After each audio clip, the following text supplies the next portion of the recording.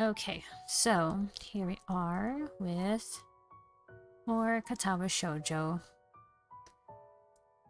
Last time I got so tired that apparently like my brain was just going and I couldn't tell the difference between two certain characters reading. Okay, let's see. 22nd corner. This is where we left off. Okay, hold on. Text history. Let me see, because I barely remember the last part of it. Also, I kind of want to see something. Hang on.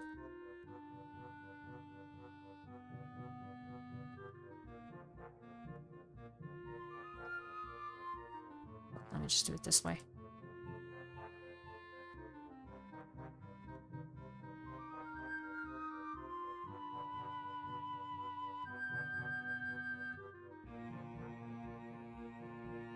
Okay, there we go. I could've just done this. Alright.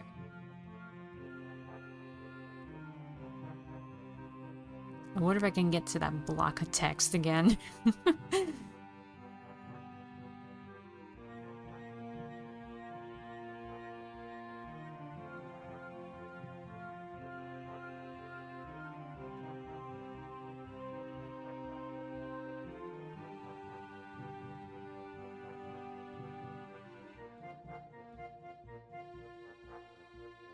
Oh, there it is. Found it. Okay.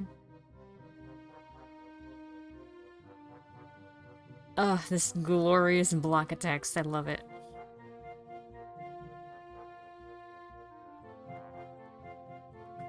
I kind of like redo this one again just because, like, I want to try to attempt to doing it in one breath because not once does she kind of pause in here except for the few commas. On the other hand, it might be difficult.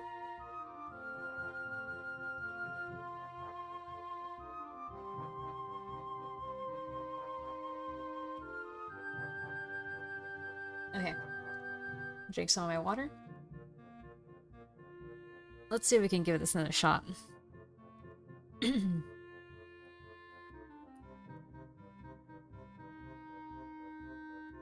Oh god, hold on. I should have this here, so that way as I'm going down, I can scroll it down. Okay.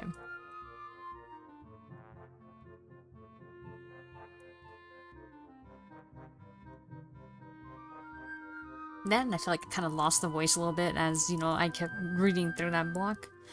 So I want to try to make it more consistent with how I imagine her voice to be. So, okay, let's see. I don't know, it's just... You just look so sad all the time and become upset so easily, and it makes me confused, and I really don't remember much about yesterday except that you came to my room, and that's why it might be because of me, so if it's because of me, I think that I know why. It's because people don't really like talking to me. And you might be the same, and that would be sad. I know that people when I'm talking about others and Emmy too always say that I'm strange and that I talk strange things, so I thought I'd try not to say strange things, but that just makes me think more and new and strange and colorful, and that was not a good word, but maybe you understand anyway. And I'll think so.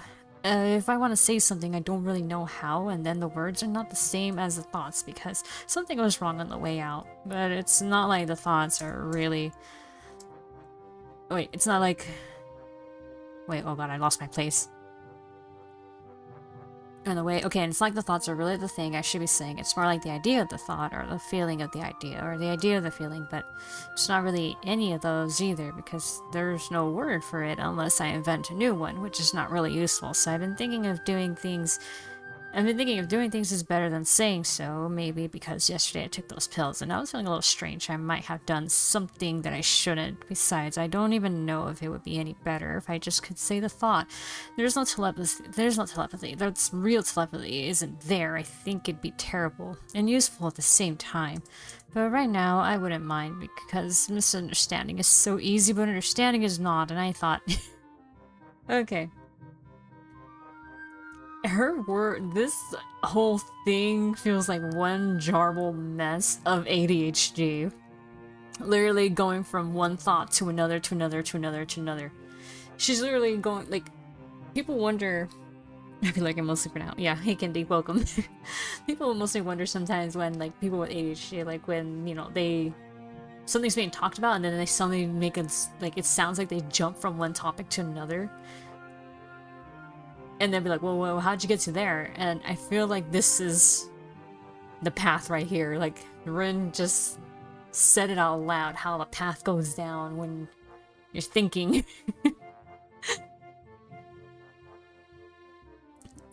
They went from one thing to another, because it's all connected to her, and she's like literally the river flow of thoughts. And we just saw the river flow. Okay. I'm glad we can get back to that part. Okay, let's see. Okay, let's see. Because I'm trying to remember the last parts here.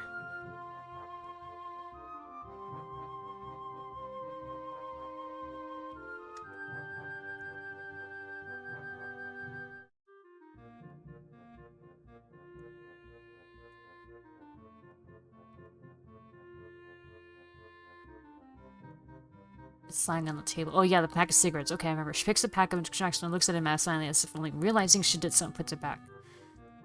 Finally, she locks eyes with Rin, evaluating her once more. Alright, little kitten, I'm going to believe in you. I will display your paintings here, but from what I can see, this is not enough. You don't really have a cohesive theme, and you don't have enough of the good stuff. You're gonna have to work hard to actually get something that we can put on exhibit here. I know. It's a good thing my gallery is so small, though. Rin already spends pretty much every free waking moment she has painting. How is it possible working harder? She'd have to skip classes doing more than she already does, and how can anyone work that much? Silence falls in the gallery after my words. Sai looks at... Sai... No, Sai, yeah. Sai looks at the art teacher, who is looking contemplatively at his star student. I look at all three of them confused. It's doable. What do you mean? I mean, the school is special. The board puts a great value on things such as this. I'm sure I could arrange some leave for her. It's not unprecedented by any means. I'll discuss it with her parents too, but they've been quite supportive.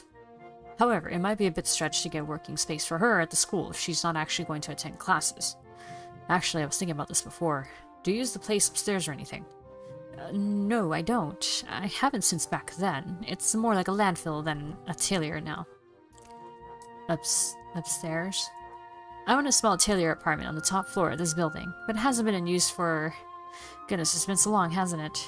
Her eyes leap to Nomiya, who has a strange, mute expression on his face.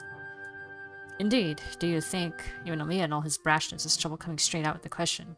Sai, of course, sees through him and throws up her hand, sighing deeply.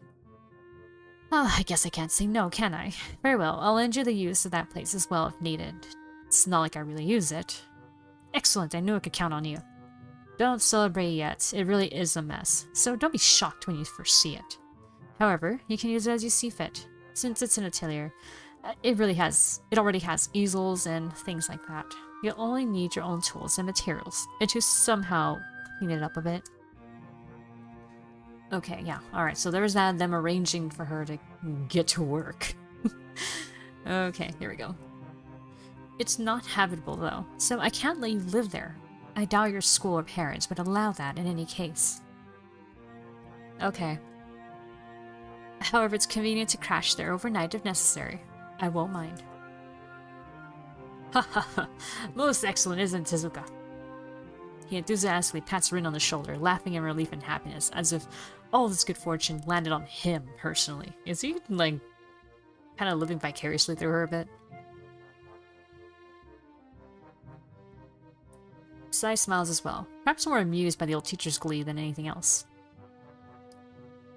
Oh dear, Shinichi, this really is like back then. Are you sure we all haven't bitten off more than we can chew? Shakes at Rin, who seems to be oddly subdued despite all this. I hope it'll be worth it, kitten.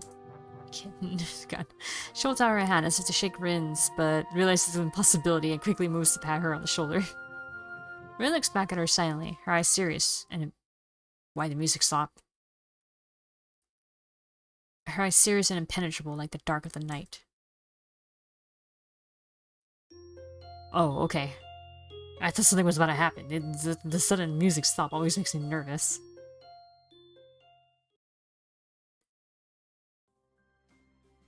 Rin applies for, and thanks to Nomiya pressuring the principal, I'm sure, is granted leave for the rest of the term for exceptional extracurricular activities.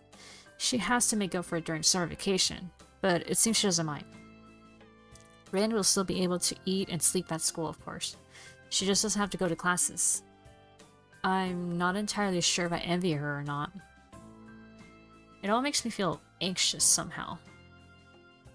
It's the last day of school for Rin. I feel like I should send her off with a word of encouragement, or at least say something. It was sort of due to my influence that she decided to dive headfirst into this after all. Yeah, how about you take responsibility, Hisao? My class ends a good 20 minutes early, so I walk down to the lobby and buy a can of juice, then sit down on the bench and wait for Rin. I pull out a novel from my bag and search for the place where I was. Buddy, this is why you get freaking bookmarks. Makes it easy. Time stretches comfortably over the warm afternoon while I idly sip my orange juice and read a few chapters of the book. The plot doesn't seem to advance at all, but it's all the same for me. The bell rings to the end of the school day, and students shuffle to club meetings or outside. Nobody notices me, sitting on the bench with my nose in the novel. I keep watch for Rin, but I don't see her familiar face or red-tinted hair passing by. I check my watch 20 minutes past the end of class, when the lobby has all but emptied of people again. Even Rin should have already managed to get out of class, but either I missed her walking by, or she never came downstairs. Perhaps she went to the art club room for some last-minute things instead, or got held back by her strict homeroom teacher. I haven't really waited that long, but having grown tired of it already, I decided to go find her myself. No, you actually waited a while now that I think about it. You were 20 minutes early, then the bell rang, and then you waited another 20 minutes. You waited for a good 40 minutes. So, yes, I would be tired of it too. I stuff my book back in the bag, and throw the now empty juice can in the trash bin, then climb upstairs. The hallway is eerily quiet, as there are no clubrooms apart from the art room nearby. I checked there first, but not even the teacher is in. Why is this giving me like a sense of dread? Like I'm having a feeling in the pit of my stomach and I don't like it. Because like almost every story has had something start to happen. And I feel like we haven't quite dived down deep into what's the central problem of the root.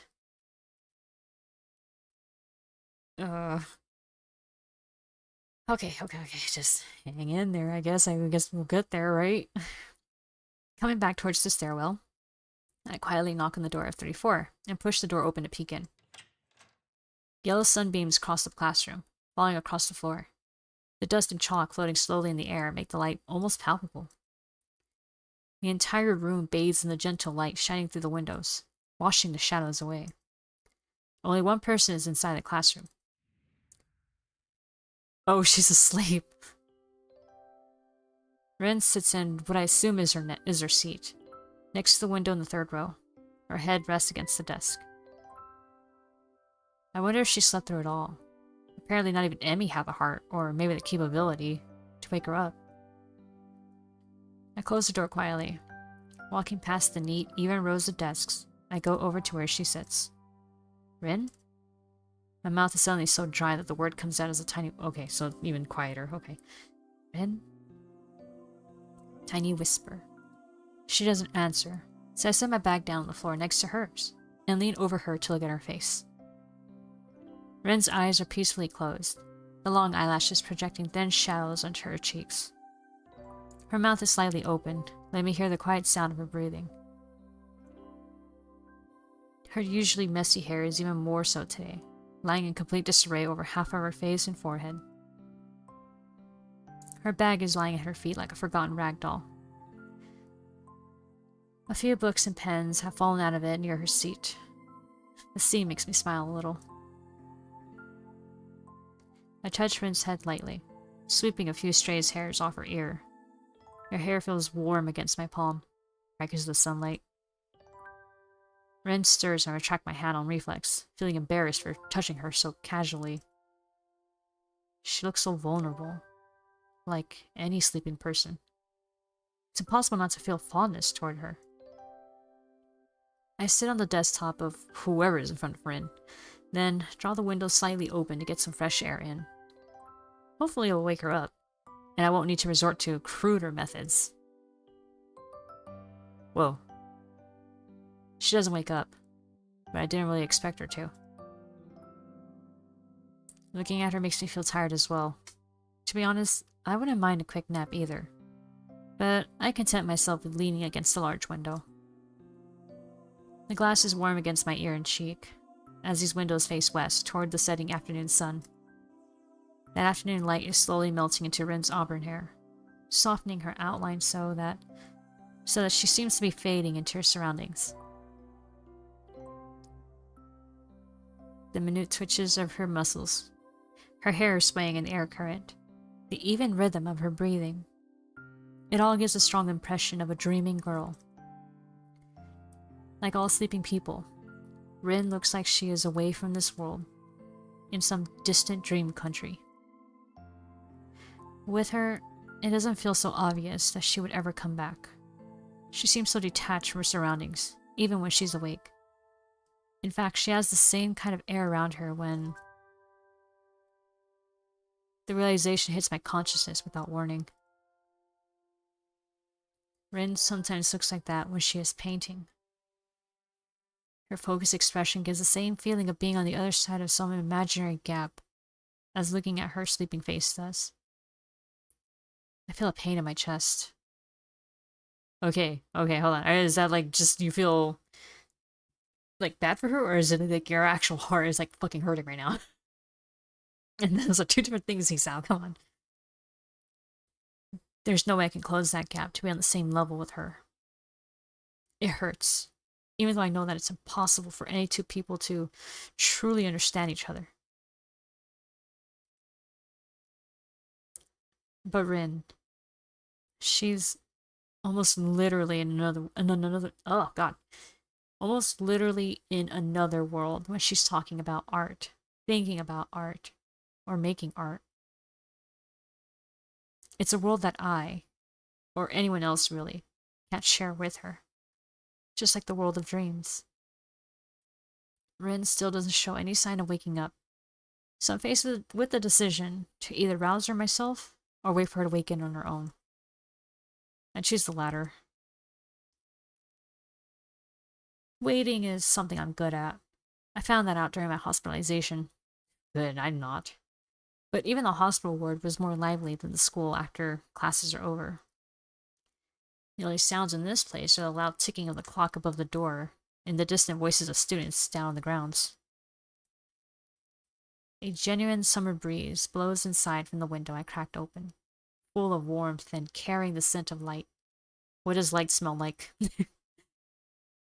I look outside to see where it came from, but I'm dazzled almost instantly. The window glass seems to trap all the sunlight within, making it painful to look that way. All I can glimpse through the window are the dark silhouettes of the trees, and the wall around the campus against the setting sun's radiance. As I turn back to watch Rin, she stirs again. Oh, is she crying? A single tear worms down the corner of her eye, slowly making its way across her face before it falls onto the desk. It's tiny, barely a droplet, but it captivates me. Another tear follows the first, and then a third. A feeling of anxiety overcomes me, petrifying me on the spot. It's so strange, seeing Rin's face peaceful as she sleeps, at the same time as tears stream down her cheeks, wetting the wooden desktop she rests her head on. I don't know what to do, so I do nothing, and just watch the tears roll one by one down her face. I wonder what she's dreaming about. Hey, A-Leaf, you made it. Rin wakes up after one final flinch, or perhaps because of the tears. She sits upright and yawns so excessively it looks like her jaw might dislocate. I've had, well, not a dislocate, but like I've once it's happened a few times where I've yawned so big that my jaw cracks. I feel it crack, like in the corner, like, you know, where it connects to your skull, like right there, like it felt like crack, like, and it's the weirdest feeling whenever it happens. Uh, she notices my presence, but her reaction is more like the lack of any reacting at all. It's just an acknowledgement, no startled gasp or anything. Hang on.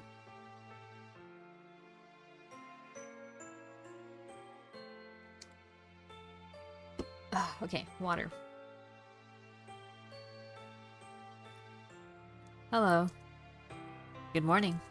She's so groggy she can't even return my smile, that I somehow can't stretch to be entirely honest. Rin notices her wet cheeks and quickly wipes them on the shoulders of her shirt. It seems she isn't all at all surprised or flustered by them. It's a muscle spasm and boy does it hurt. Ooh, ouch. A muscle spasm sounds worse. You cried in your sleep. A bad dream? No, it's nothing like that. It's something I've learned to do. From other people. It's a funny story. I'll tell you later. On second thought, not really that funny at all. I guess I won't tell you. Did you want something, or did you just come watch me sleep? Hang on.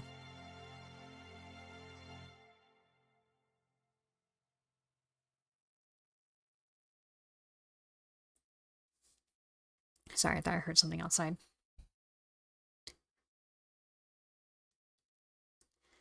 I wanted to see you after classes. Oh. Well, it's after classes now, and I'm seeing you right here. Yeah, I just wanted to say good luck, or something. I figured the upcoming weeks are going to be a lot of work for you. Thanks. Rin yawns again and blinks a few times. I feel weird. Didn't really sleep much last night at all. Butterflies in your stomach? What? No. I mean, yes. I know what that means. Butterflies. Don't really feel so good now. It'll be fine. You're so confident. Someday we'll bite you in the ear. I'll look forward to it. I think I have to go. I promised Mrs. Sayonji that I'd go there straight after school. And now is after school. Is it okay if I come by sometime? I'm guessing you're planning to work long hours, so if you prefer to avoid distractions... It's okay. It's not a distraction. Not like Emmy. Don't bring her with you, though. I wouldn't like that this time. I told her to stay away. I see. Alright then. Ren stands up and silently walks to the door with me following behind. The school's empty hallways, devoid of the usual crowd of students. I feel very lonely. It's only a few hours since school ended, but the building... What do you mean a few hours? I thought it was just 20 minutes after a bell rang. Fuck. How long were you watching your sleep?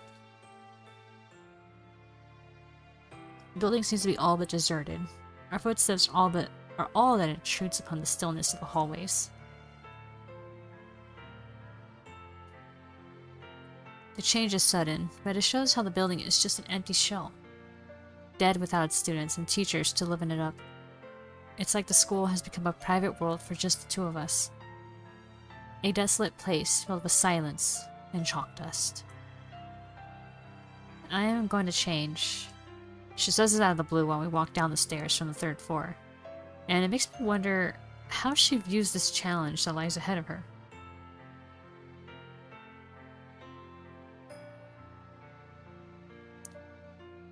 Oh, I thought she was talking about like changing her clothes. Like, oh, I want to go and go get changed before going to see this lady. That's what people must do sometimes. It's the last thing we say to each other that day, even though there's so much that we could talk about. And even those words drown in the all-encompassing silence. disappearing into the stagnant air as if they were never said.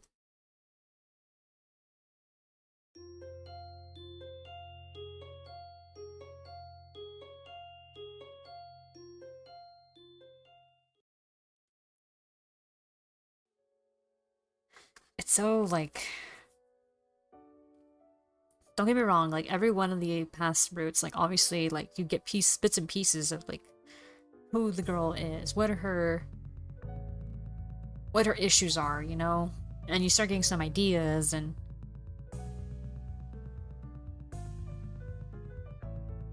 But with Rin, I have to admit, it's just, like, the biggest puzzle piece. Because, like, with her, like, it's... Unlike the other routes, it already feels like when you start her, like her actual, you already start having this feeling that there is a problem, but you don't know what it is exactly. Like that feeling like you forgot to do something really important, but you're not sure what, and you can't remember. It's like that kind of like feeling of anxiety where like there's something there, but you don't know what it is. And you can't figure it out.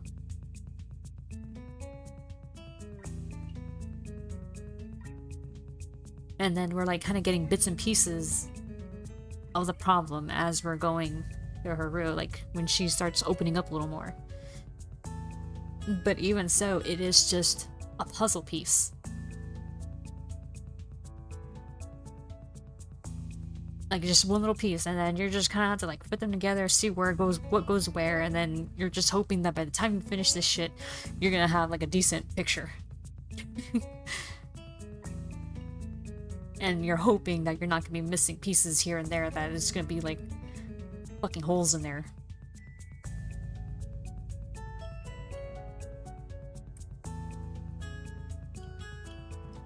Alright. Let's see if we can get more puzzle pieces out of this, yeah? The next Monday is marked by a strange emptiness that grips me, caused by the knowledge that I won't be able to see Rin whenever I want to anymore. This hollow feeling is a little bit disconcerting, but I make it to the afternoon all the same. My last class is, in a word, terrible. It's not that the lesson is that bad. It is, however, boring. And it's so hot in the classroom that I feel like I'm melting. The air conditioning is either broken or turned off, so the windows are open. It makes no difference, since the air outside is completely still. Only the chirping of cicadas carries inside. The sweltering heat permeates the room. Students and teachers alike are in an almost delirious state. I just want to stand up and walk out of here without caring what the teacher or anyone else says. I can see I'm not the only one with these thoughts, too. Next to me, Misha is shamelessly holding her skirt up a bit and fanning air into her notebook.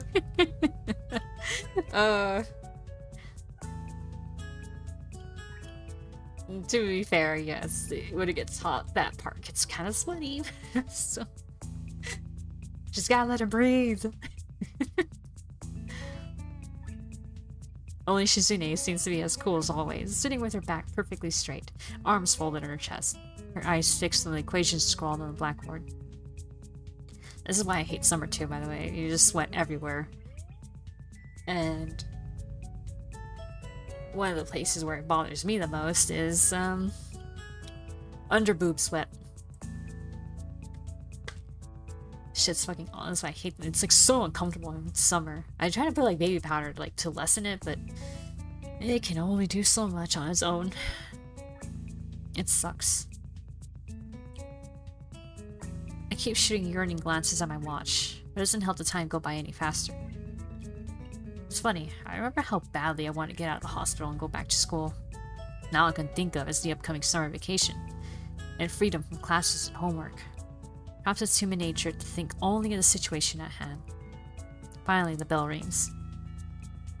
Relieved, my classes and I burst out into the hallway, already crowded by students from our neighboring classes. I spot Emmy's diminutive figure nearby and walk up to her. Hey there. She smiles sweetly, clearly happy to see me. Hisao, what's up? Is your classroom super hot too? Yeah, it is. I thought I was gonna melt in there. Nothing else is really happening though. Feeling a bit weird now that Rin's on her great adventure, or whatever you want to call it. Her bouncing. Emmy's face cracks in a wider smile. She jumps up and down enthusiastically. Isn't it great? I'm so happy for her. I bet everyone will like her paintings and she'll sell a lot of them and make pounds of money. Yeah, I'm sure it'll work out great. I'm totally sulking out her though. She yells angrily, places her hands firmly on her hips, even letting a little anger seep into her voice. It doesn't quite have the impact she's probably hoping for, but I say nothing. I turned to sweat like noises. There you go. Why is that? She said that she doesn't want me to go see her. Oh yeah, she mentioned that. I guess she prefers to not be distracted. I can understand that. I don't think I'm that much of a distraction. Besides, I'm sure she'll forget about sleeping and eating properly if someone's not there telling her to do it.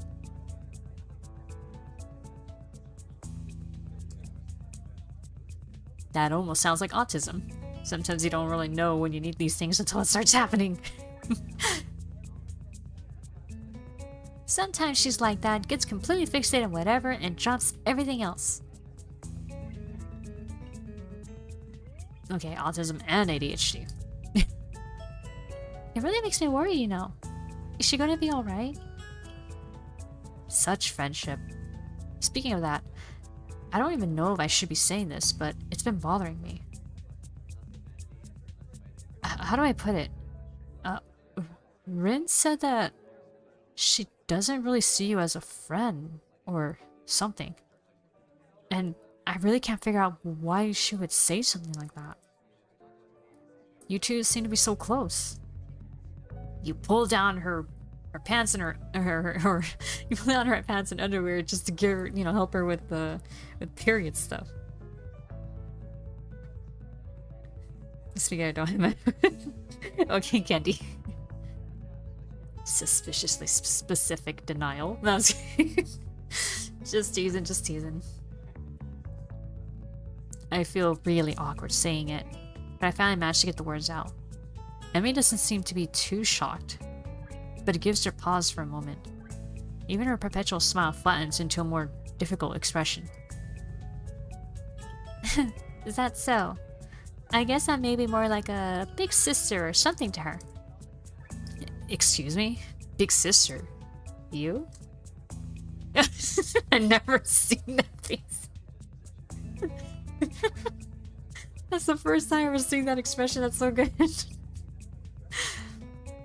I put my hand on top of my head and then hers, as if to measure and reconfirm our heights. Amy playfully slaps me on the wrist and sticks her tongue out, looking annoyed. Hey, that's hitting below the belt. I thought you were more of a gentleman. Sorry, I couldn't resist. Too easy. I really want to make the joke to soften the mood rather than make fun of Emmy, though. But I am serious. Besides, I'm a year older than Rin is. Or even you, for that matter. So there. Oh, before we didn't know that she was older until like near the end of her route. Really? Yeah, I missed a year of school when I relearned to walk and run with these legs. Oh, right. That makes sense. I should figure that out by myself. In my defense, her tiny figure is really misleading. See, that's the thing. When you're tiny, petite, you look younger than you actually are. Just so long we're on the same page. Like, some people are surprised every time I tell them, like, I'm 33 or 30. Yeah, 33. I am 33. Wait, am I? Yeah, I'm 33. I'm gonna turn 34 this year, though. Emmy smiles wryly, and something deep and hidden floats up into her eyes. Like a swirling vortex suddenly appearing in an otherwise calm river. I watch her struggle with it for a brief moment until she blinks it away, and her smile widens. Oh, I think she might have been remembering her dad. Anyway, it's true. She's just so cute that I want to pamper her. I've always wanted a little sister. but, well, I guess I ended up never getting one. Just give it time. Pretty sure the nurse is gonna put a baby in your mom. uh, it's a little bit hard to really talk with Rin, so I guess I never really tried. I like her a lot though, so hearing that she said that doesn't make me happy. It's not like I can really argue, so maybe that's just how it is. We are really close, but maybe it's just not in that way, you know? She sighs loudly. I wonder. I wonder if she thinks I'm annoying. I'm pretty sure that's not the case at all. Amy shakes her head, looking amused. I'm not sure if she's joking or not. She has these weird ideas about a lot of stuff. Things just make sense to her in a totally different way than they do to me. I can't even remember all the weird stuff she's talked about over all this time. I don't think Rin does either, really. She's the type who would forget her own head if it wasn't attached to her shoulders. That's why I just can't leave her alone. Is that weird? She leans against the wall, managing to look distraught, yet still cheerful as always. I get this strange feeling about it, as though I were talking to two people at the same time. How would I know? Everyone's weird in some way. But if that's yours, it's a very nice way. At least I can understand what you're talking about. Unlike Rin. Oh, sorry, excuse me. Most of the time, I have no idea about what's going on inside her head either. Emmy giggles, nodding in agreement. I think it's okay, even if you don't understand her. That's how she usually is. Emmy stands up straighter, brushing the hem of her skirt and straightening the waistline. She laughs awkwardly. Wow, we ended up talking pretty seriously. What's up with you, Hisao? Why'd you bring this up? No, sorry. I didn't really mean to get into this sort of discussion either. I don't know. I've had this weird feeling lately about Rin. I don't know why. I feel a bit guilty of bringing up something like this for no reason except my own anxiety. It'll be fine. Don't worry about it. Suddenly, Emmy clenches my wrist and twists it so she can see what time it is from my watch. Oh, damn. This late already. I should really go. There's a meeting with the rest of the track team at the field. It's not gonna be fun in this heat. We're gonna sweat like pigs, but I promise I'd be there. Bye-bye. Bye.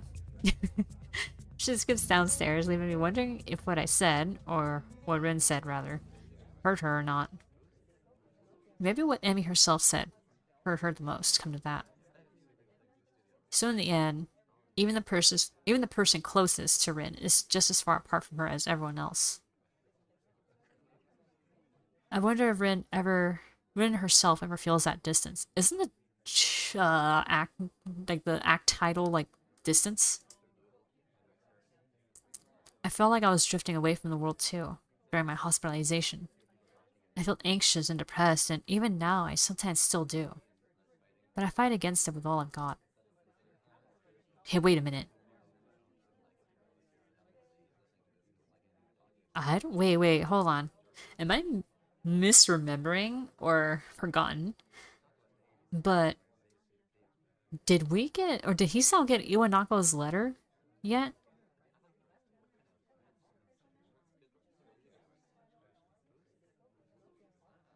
I'm not sure he got her letter yet.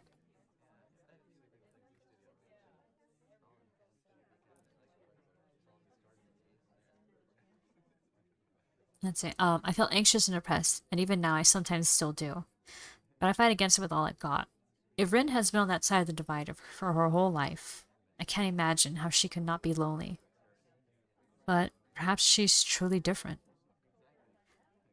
I refuse to belong to that other place. But maybe she's found comfort there. As I walked through the hall that afternoon, I glanced at my watch. It's almost 4:30. I would normally have a club meeting to attend, but I don't feel like going to the art club at all, so I started heading the opposite way. It feels like a poorly chosen decision. I just know that if I skip club once, I'm going to skip it again and again. This is probably it for me and the art club. It's been bubbling beneath the surface for a while now, though. I guess I'll formally quit later. I keep watching the bland linoleum floor while I walk without a distraction. Sorry, while I walk without a direction. This leads me, perhaps unconsciously, to the school library. Oh, is it time to get sagely advice from Yugo? It's almost empty and completely quiet. A few studious first years are sitting at the tables, joining efforts to get homework done before dinner time. Yuko is hard at work today, too. She's methodically going through a towering stack of books sitting on her desk, checking them one by one, and then placing them onto a cart beside her. I greet her as I stop by. Good afternoon. I haven't seen you here for a while. Did you read all the books already? She seems to be in a good mood. Hang on, water time.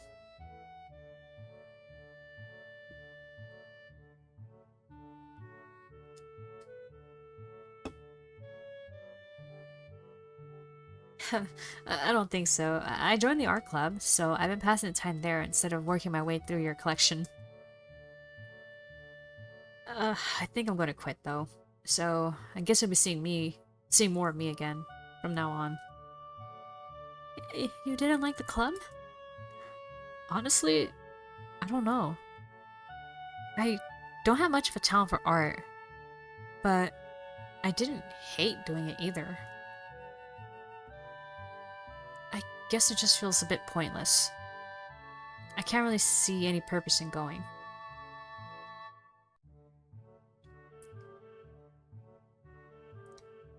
The art teacher scares me a little. Really? He seems like a really nice guy. Maybe a bit over the top sometimes. Yuko makes a face I can't read, but doesn't say anything further. How are you doing? Something good happened to me today. I didn't flunk my university course. Well, that's great, isn't it? Yes, without the credit I might have been kicked out, and then I had a lot of explaining to do to my family. I'm really lucky. I think I'm gonna buy pudding today to celebrate. Being a university student sounds hard. I'm surprised you're working 2 jobs while still attending. She's gotta pay for the tuition. One way or another, she's doing it. My part-time work really makes it hard to keep up with my studies, and I get yelled at by my student counselor. And then if I stay up late studying, I get sleepy at work and my boss yells at me. But if I quit my jobs, I'll starve. It's like I just can't win. I wonder why it's like that. I don't really know what to say. Yuko isn't really complaining to get empathy out of a guy a lot younger than her. She's basically just talking about the facts of her everyday life. It makes me feel even more pity for her somehow. Wow, must be hard for you. That almost sounded like a, wow, that's crazy, man.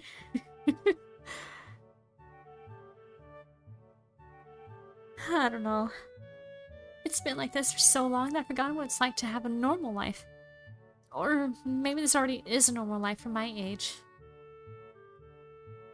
Is this normal? It is, right? It must be. Why is being normal so depressing? I couldn't say. Not like being abnormal is much different, though. Oh, I didn't mean it like that. Sorry. I just got carried away. It's fine. It was a joke. Sort of. Anyway, you seem to be doing just fine now. Yes. When I feel really down, I take a step back and make a cup of tea. Oh, sorry, hold on. Burps are coming up. Okay. And when I've drank the tea, I give my mood a kick in the butt. Like, wham! And then I tell myself, now you're going to do this thing, Yuko. And then I go and get it done. Going to do the thing. That's why I'm working so hard now. She clenches her fist dramatically at the high point of her spirited explanation. It's a bit unclear what she actually means, but it's nice that she is so motivated.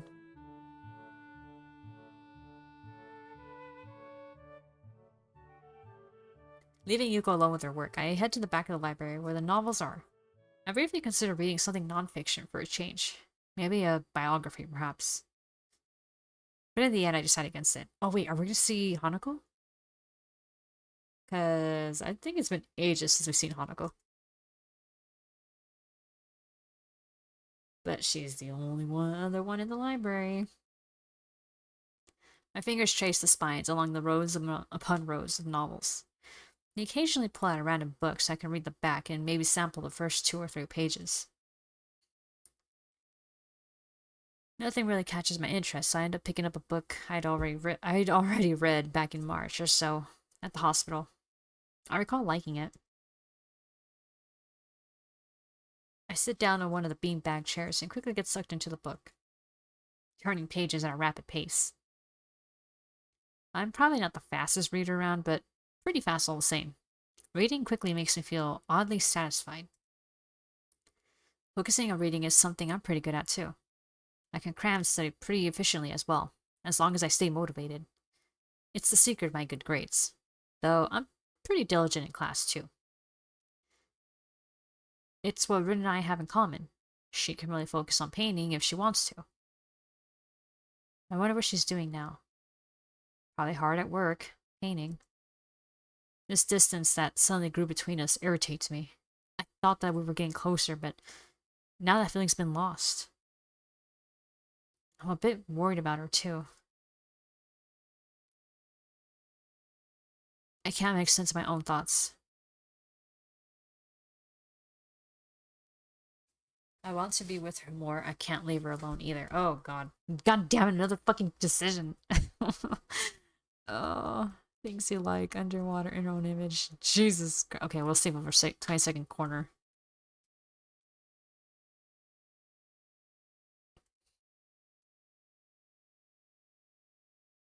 Hey, Yeiko, you made it. Okay, let's think about this carefully.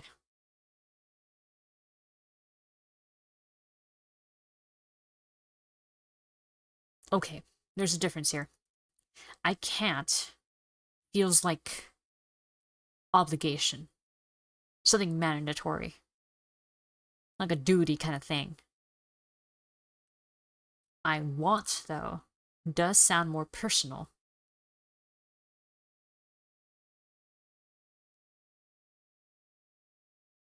Like, you know, like, to me, this is how it feels like. That when people say, like, oh, you can come if you want. That's what this one sounds like. And then, like, there's a difference between saying that and saying, oh, I want you to come with me. It feels more inviting, yeah?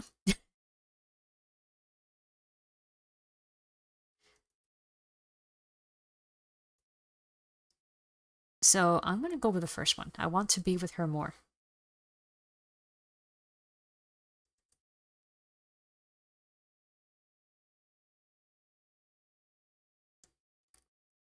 Without Rin, I don't really have anyone else at school that I actually talk to. Not like we actually talk very much anyway, but at least we hang out. I hope that wasn't a bad decision. I really don't want to lose that. If I want to keep what I have with Ren going, I have to get involved with making this exhibition happen. Right on her side. I realize I've been sitting on the same page for a while now. I turn my gaze back to the book I'm reading. The jungle of glyphs has somehow turned into a near incomprehensible cipher. I stare hard at it, expecting the text to start making sense to me. No pattern emerges. Nothing that could take me any further than I am. Dazed, I close the book, put it back on the shelf, then sit back down, and think honestly and hard about what I really want.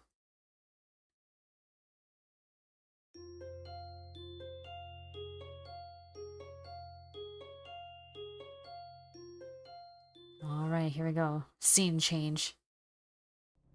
Whoa. The next day, I take the bus into the city.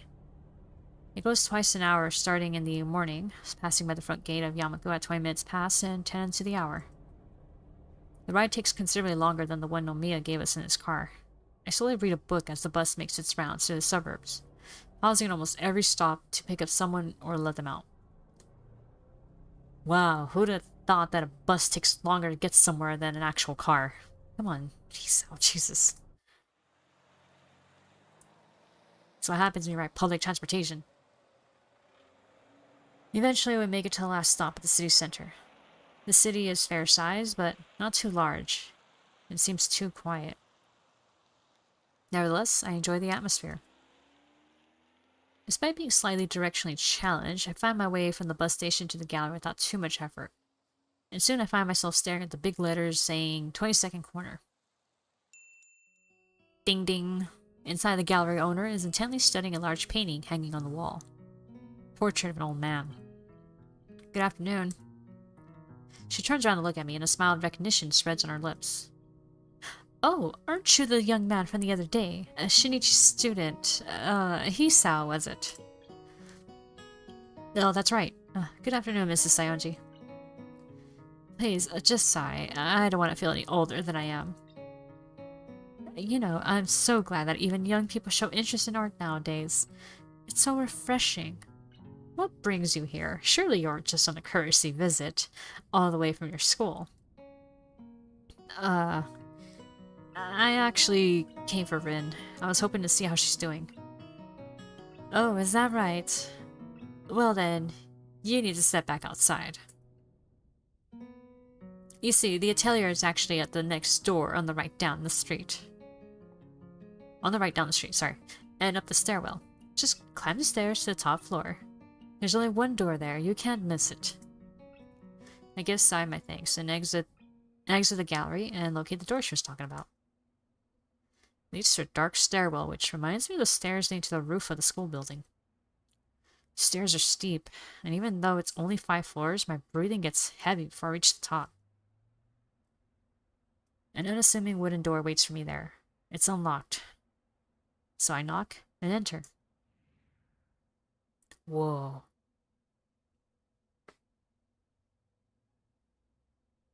The atelier is really just one big room, with the ceiling lower at one end than the other because the roof of the building is what? Gabled? I've never seen this word. There is a huge skylight in the ceiling that acts as the main source of light for the room, bringing in sunlight that reflects off the white painted walls. I suppose it's good to use natural light for art. There isn't much in the way of interior decoration. No surprise, since the room seems to have been used as storage for a while. All kinds of boxes and office furniture are scattered around the place. The room is dusty since it's not been in use for a while. I can see that someone has made some effort to clean up a little, but it's far from immaculate. Oh my god, we're seeing her in different clothes. Rin stands in the middle of the room, with her back to me, staring at a half-painted canvas placed on an easel. Not working on it, just staring and unmoving. She wears what must be second or third-hand denim overalls over the standard school uniform shirt, much like the one I'm wearing. They look pretty worn and are covered in paint splatters. And the way they seem to be loose or tight in places, I'm guessing that they weren't originally Rin's. Hi. Hello. Rin doesn't judge... What? Rin doesn't judge my showing up as worthy of turning around. Damn it. Oh, Rin, when must you hurt us so? As worthy of turning around, saying maybe something more than just a mechanical reply to my greeting, smiling, anything. She keeps on doing whatever it is she's doing. Probably some weird creative thing inside her head. Perhaps I should have expected as much. Still, I make another attempt at conversation. This is a pretty cool place. Big, too. It is. So I said I can use this as much as I like. I even have my own key. So, how's the work going? She doesn't answer for a while. I begin to wonder if she's already forgotten the question. It kind of bothers me that I'm only seeing her back. Like, this is becoming a little unnerving for me.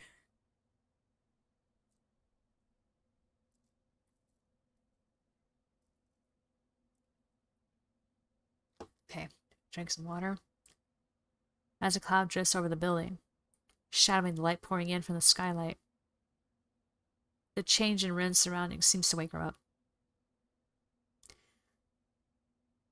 I don't know. It's like a huge ball. I don't really know which side is the right one. It's really huge. It's the hugest thing ever. Like a mountain growing inside of me. Like I swallowed the mountain whole. It's going to be hard, I think. Really, very hard. I try to listen for undercurrents of stress or uncertainty in her voice, but I don't pick up anything like that. Why are you here? Her tone is not as unkind as the directness of the question would make it seem.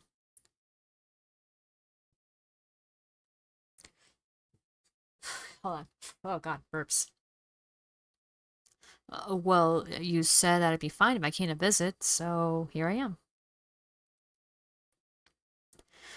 I guess it's not for any real reason, but I thought you might like company, or assistance, or maybe some Hisao. Can you be quiet for about 15 minutes? Maybe 10 is enough. 5 definitely is not. You can talk afterwards. Her tone is sharp, nothing I've ever heard from her before. There's no command, no annoyance, no anger. But her voice pierces me all the same. All right. With the silence that falls, anxiety creeps back into my heart. I wonder if it was a mistake to come here.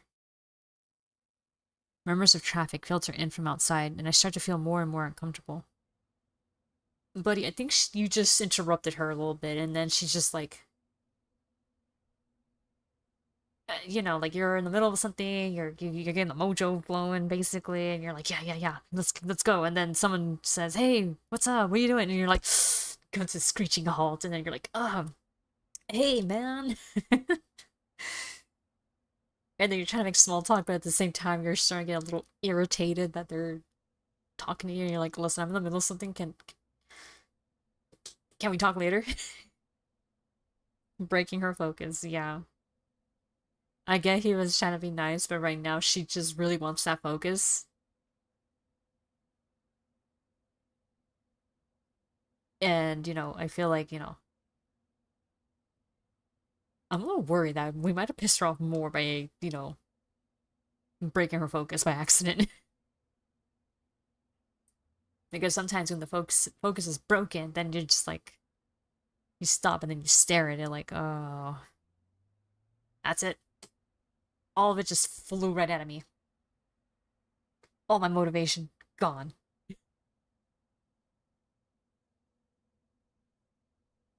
Oh well, guess I'll do it tomorrow. uh, okay, more and more uncomfortable. Okay, all my thoughts keep finding themselves returning to certain things that have been swirling relentlessly in the back of my mind for some time now. I feel like those thoughts will surface out of the tempestuous sea of my mind, whether I want it or not.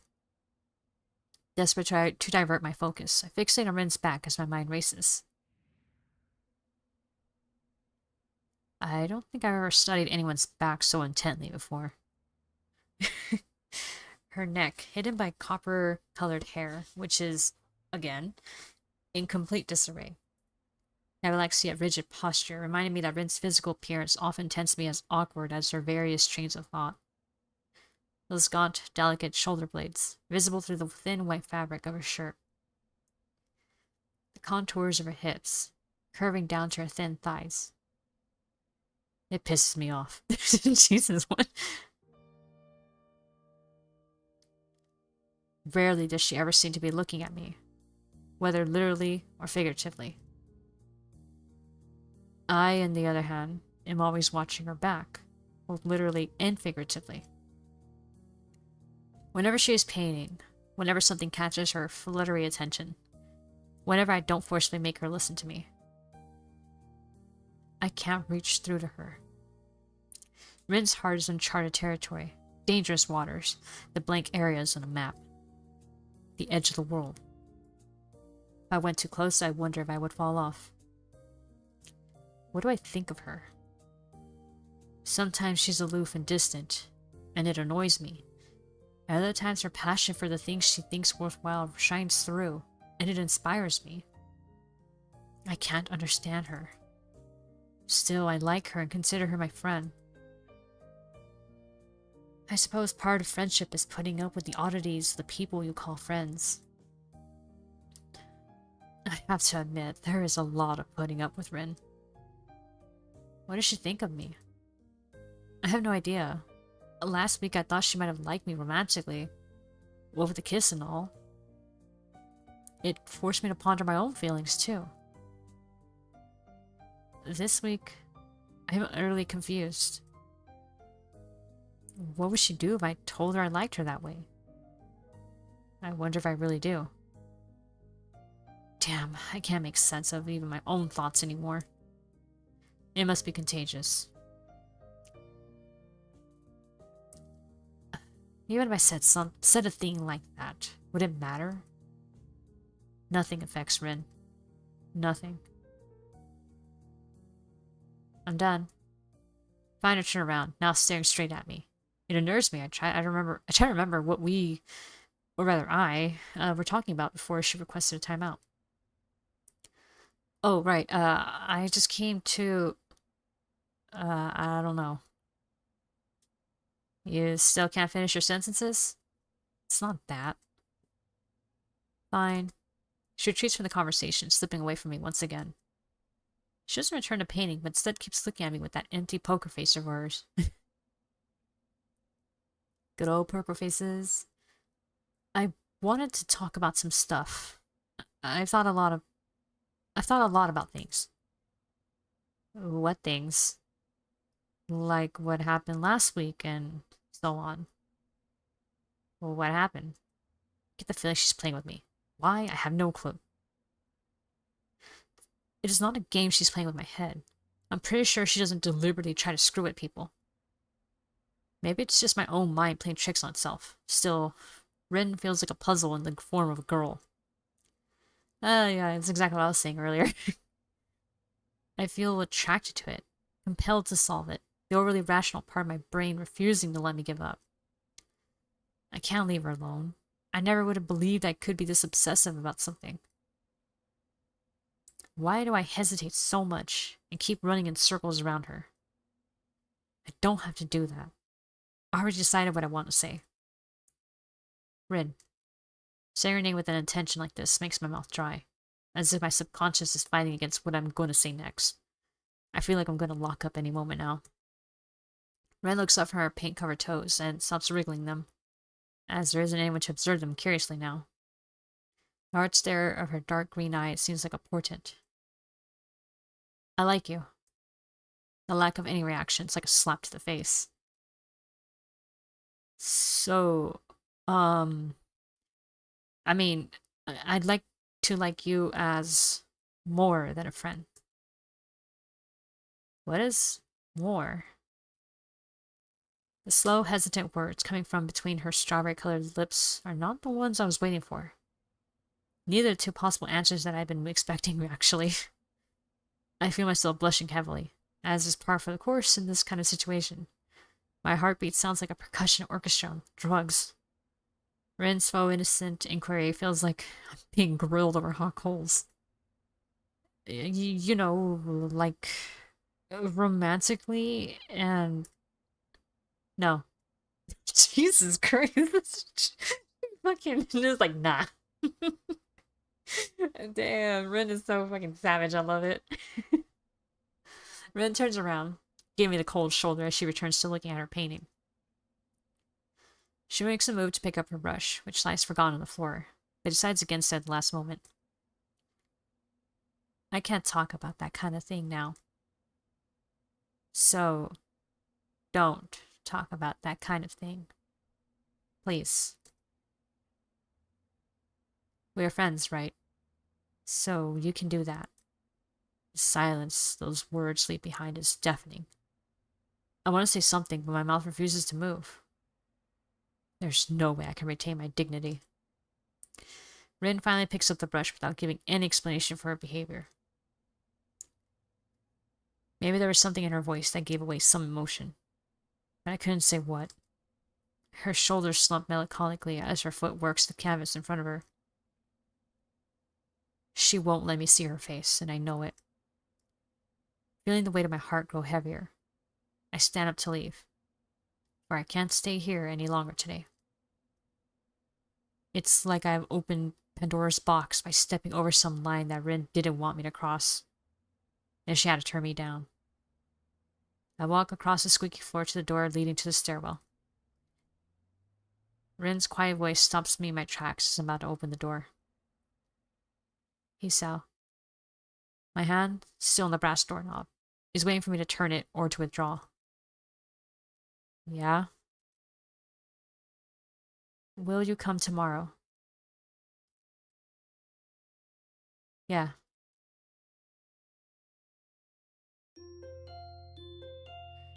Rin has no chill. Yep. She fucking turned that down quick, man. The moment we said, well, you know, romantically, nah. Nope. Uh-uh. Damn.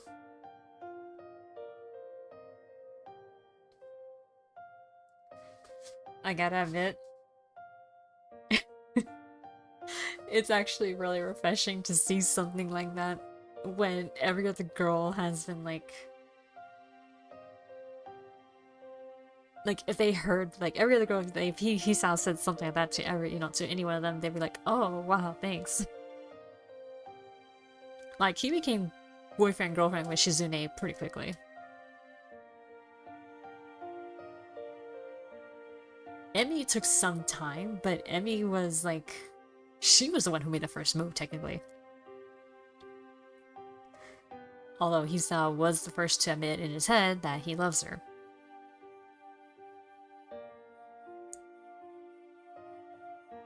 And then Lily and Hanako like was just all about pursuing her basically, because once you pursued her, then the ending was basically when you're with her.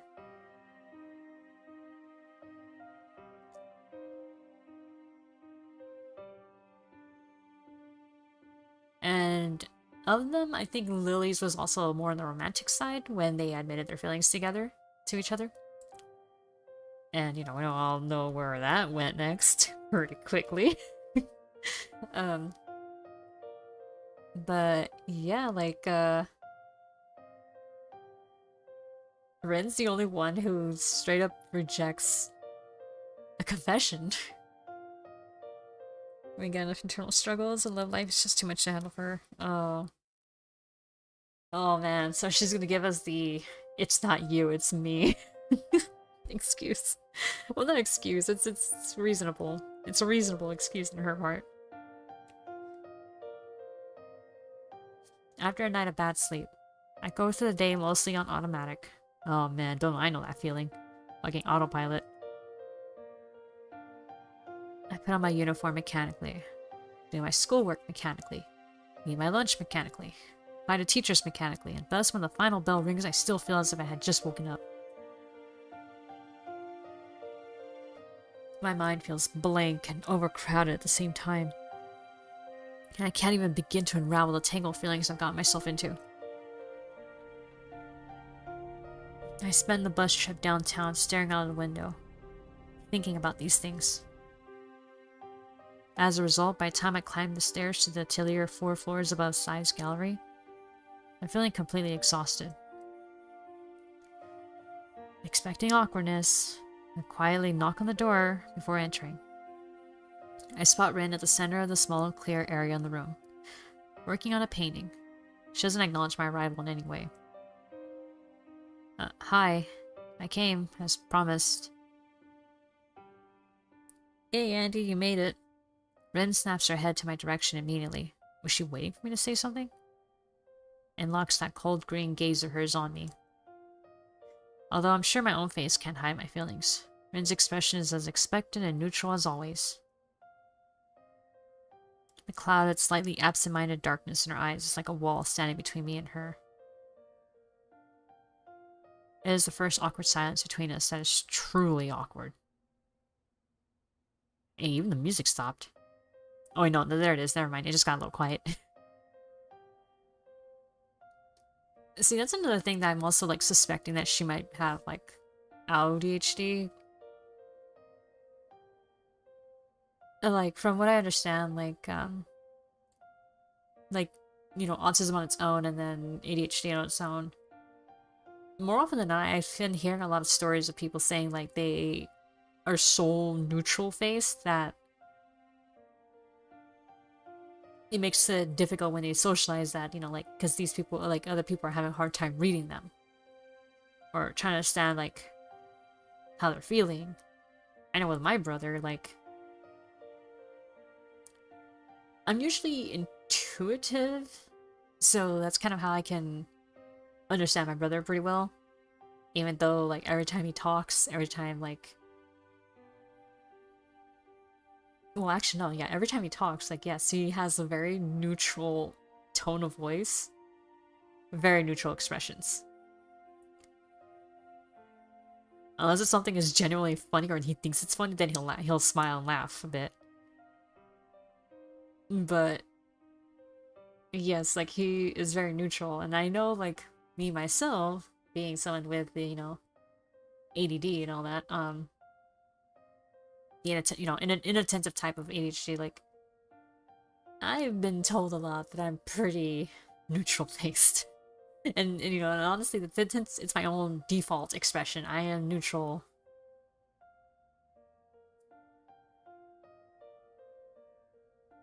So, I don't know, like, I feel like I'm getting more and more clues that this is how she is. My resting depressed face. At times I wonder if I have a problem because I don't feel emotional stuff. Huh. I guess it varies, you know, like, for, like, in my case, like, I'm not sure how and why I'm like this, but I'm usually pretty sensitive to people's, like, feelings.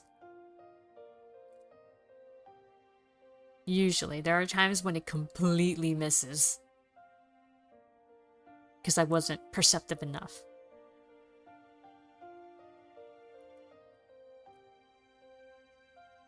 So it goes either or, honestly.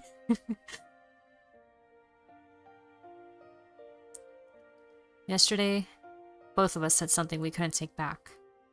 And there's no way it can be undone. I want to say something, but Rin forbade me from doing so. I can't even begin to guess what she's thinking, but I'm feeling the pressure of her lightless eyes on me, compelling me to break the silence without saying the thing I most want to say. To my horror, I find that I can't find any way to start a conversation. It's as if I've completely lost the abilities to speak with her. Just keep working. If you're in the middle of something, I'll just sit down over here. Rin nods wordlessly at me and picks up the brush from the floor with the toes of her right foot. Stare to guide me, little emotional sensitivity.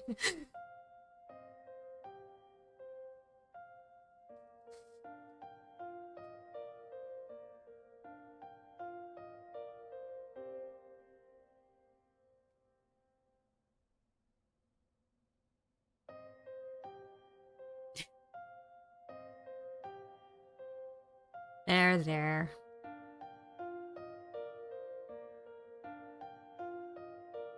I sink into a worn-out sofa, picking up a book from my bag and opening it to where I stopped last night.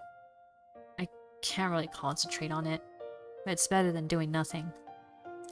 The two of us are so close to each other, together in the same room even, and yet both off doing our own thing as if we were miles apart. I can't help but wonder about this unnatural situation. What do you mean it's unnatural, Hisao? It's... what do they call this? Parallel play?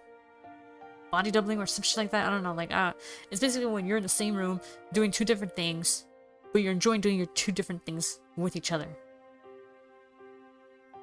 You just want to do your thing, but then feel that person's presence across from you, you know?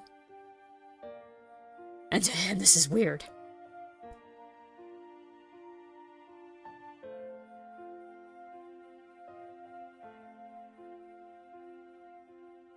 Is this like what like is this do neurotypical people find this strange? Because now I'm wondering if it actually is weird, but like to me I feel like that's great to do that. I want to do that. I've even told this to Icy, a couple times, like, hey, maybe one day, like, when the time comes that we're living together and all that, like, you can do your own thing and I can do my own thing, but like we're in the same room kind of thing.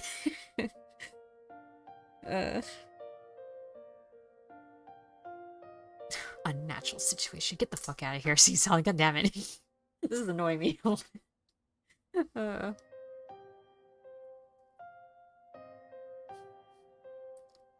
Like, I bet you anything to her, she does not feel like it's weird because she appreciates, like, having his, like, feeling his presence. Or at least I'm hoping. That's what I'm hoping for. Oh no, Rin really is contagious.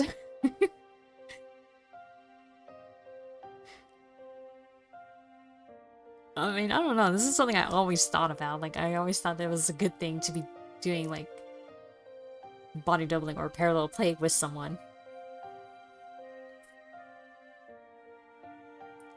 Anyway, why did I come here? Because she asked me to do so yesterday, of course. However, it looks like there's absolutely no need for me to actually be here. It makes me feel awkward at first. But as I recall the previous silences I've quietly passed with Rin, I settled down and tried to tune into that same comfortable mood I was in back then. Time stretches, then slows down. The pages of my book rustle each time I turn them. After maybe half an hour, or 1 hour at most, Rin breaks the silence, to my complete surprise. Hisao. Yeah? Are you my friend? It's an echo of yesterday. I know it. So even Rin couldn't just push it aside from her mind. Caught off guard, I answer honestly. I don't... yeah, of course I am. Don't worry about stuff like that. Come on. Okay. Shouldn't say anything further. I feel happy somehow. Several chapters later, I mark my spot, close the book, and put it away in my bag. Getting up from the sofa, I see that Rin's made considerable progress on her painting. I take a look at it for a bit. Still not quite finished, I suppose. It looks great. I was gonna say, I thought she thought it was bad luck to do that. It's bad luck to comment on unfinished paintings. After that, I quietly leave the studio and catch the bus. Take me back to school.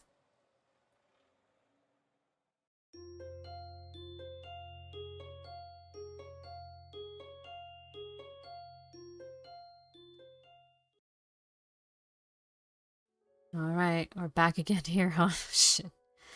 Life settles into some sort of vague, undefined norm. I visit Rin whenever I can, but each time is as strange as the first. Oh no. They consist mainly of me watching Rin at work, or just reading a book on the couch while she works. We barely talk at all. Long, quiet evenings stretch over the last weeks of June. I sit on the couch in the atelier, listening to the quiet rustle of Rin's brush and my own heartbeat, trying to make sense of the former and forget about the latter. I am a silent visitor in this place, a ghost. At some point, I start thinking that my presence is meaningful to Rin somehow, but never end up asking her about it. I don't bring up the forbidden topic anymore either, and try to stop thinking about it altogether. It's hard to do so. It doesn't get any easier with the passage of time. My heart aches every time I look at the awkward figure of the girl I decided I liked, yet who refuses to acknowledge it. I still can't seem to find the right words to talk to her about anything at all, but I find quiet solace in observing her from nearby. The distance between us doesn't feel that huge, and I can be close to her, even if it's like this. Rin works like a demon. There's barely a moment where she's without a brush between her toes, or not walking in circles around her current work in progress, estimating it from every angle and distance. She seems to be completely taken over by her will to work, to change herself into the sort of artist she believes would be worthy of the trust Nomiya and Sai have placed in her. Piles of sketches, works in progress, tubes of oil paint, and brushes slowly begin to crowd the small atelier, making it even messier than it was before Rin acquired the right to use it. I offer to help her clean up every now and then, but each time she refuses. It dawns on me that in her mind, the room is not in utter chaos.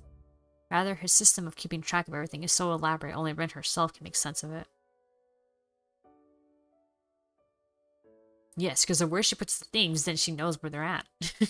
Because if she can see it, then she won't forget where it's at.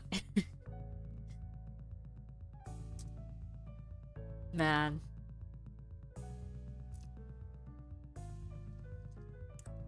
For sure, she's gotta be some type of neurodivergent. She knows exactly where everything is.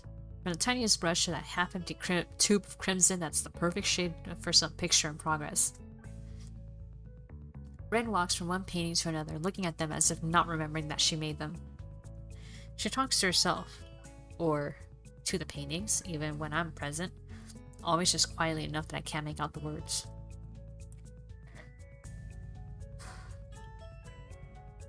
Every day, Ren pours herself onto the canvas for hours on end, squeezing every bit of her ability and even her soul to make good on that promise she made to me, or herself.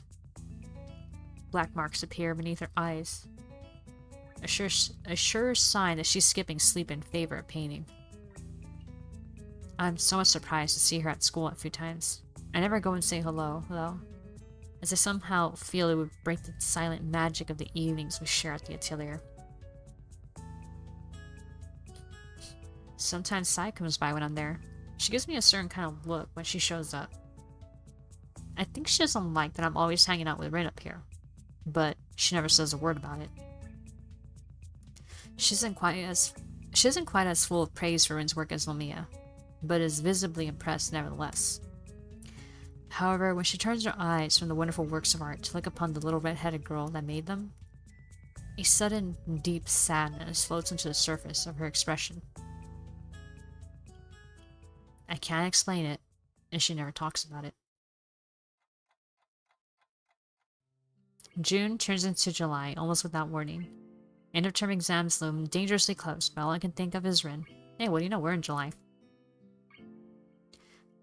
I feel like a sleepwalker at school, looking forward only to the next time I get to visit that silent place above Sai's gallery. After Rin refuses my attempts at directly helping with her work, I try to figure out other ways to help her. It finally dawns on me that she isn't eating properly. My course of action decided, I stop at the convenience store before going to catch the bus downtown on my next visit to the studio. I feel very energetic as I open the door to the atelier and greet Rin. I brought you some fruit.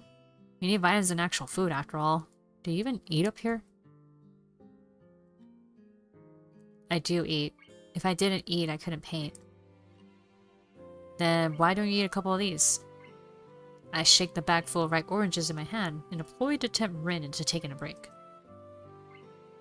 To my surprise, she actually lays her brush down and walks over to me to see what I'd bought. Her expression doesn't change at all when she looks into the bag. I can't eat oranges, Hisao. It does not work very well with feet. That's alright, I'll do it. Of course I knew that. She told me herself after all. I extract the tiny fruit knife I had with me and select one of the brown fruits. After making the initial cut, I begin to peel it with my fingers.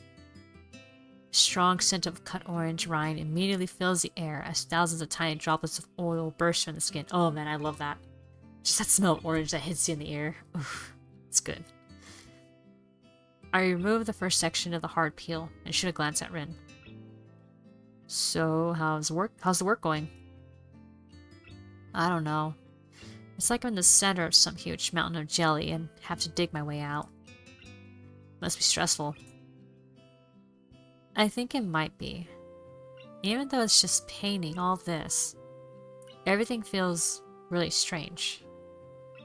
I wonder if Rin is the kind of person who likes to carefully remove all the white fibrous stuff from the oranges before eating them, or the more careless type who just eats them as they come. maybe neither. I am the former. I do not like the little white stuff sticking onto the side as much, so I try to peel as much off as I can. I just don't like the texture of it. I don't like it. If there's like a thick white section on there, then I'd try to peel that off. No, no. I am a picky eater. Oh, there you go. I'm the former type, so I meticulously clean the orange slices one by one while Rin watches the process with mild curiosity. I realize I don't have the faintest idea about her likes or dislikes, or any of the other little details that make up the concept of a person for those around them. It's like in all this time I haven't learned much about her at all. Once I finish lamenting that fact, I realize I've cleaned the entire orange and nearly split it into slices. No, and neatly split into slices.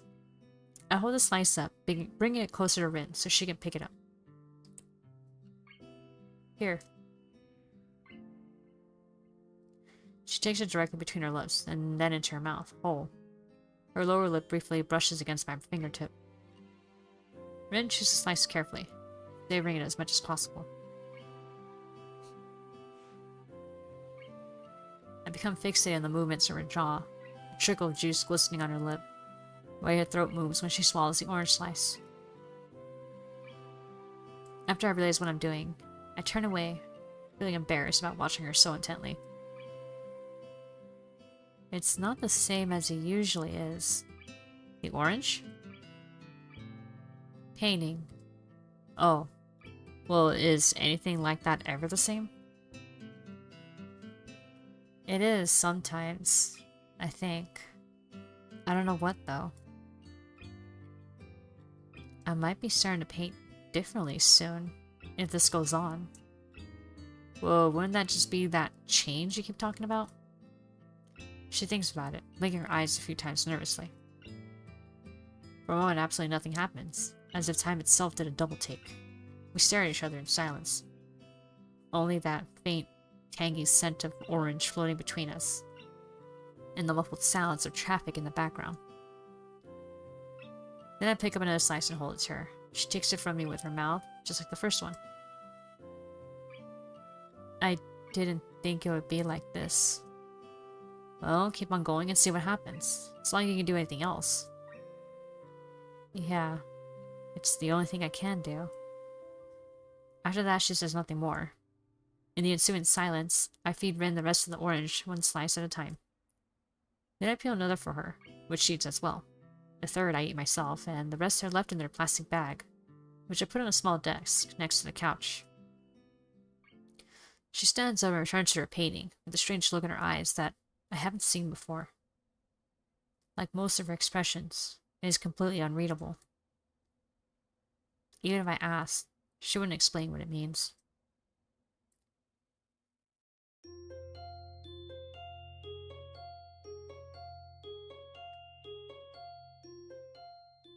Oh man. It's just when I thought we might have been having a breakthrough with her, and then we're just back to square one where we don't know shit. Some days later, I spot Rin inside, standing together in front of the gallery, so I walk down the street toward the gallery. We see me talking to each other while Saya has a smoke. Good afternoon. I say this even though it's not really afternoon anymore. It came a bit later than usual since I got caught up doing homework. It's gonna be dark soon. Hello there, Hisao. Came to visit the little kitten again? Rin makes a face with the nickname. Guess she doesn't like it. Ironically, the way she wrinkles her nose like that really does make her look a little bit like a cat. Hello. Saya turns back to Rin to continue the conversation they were having. So in other words, everything is going well enough. Rin makes a difficult expression and turns her face away from me for some reason. It's difficult.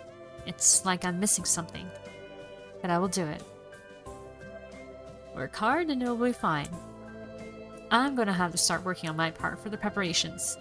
I need to do a sales catalog, invitations, decorations, advertisement, and so on. I need the names for your works, and we also need to think of the general theme for the exhibition. They don't have anything like that.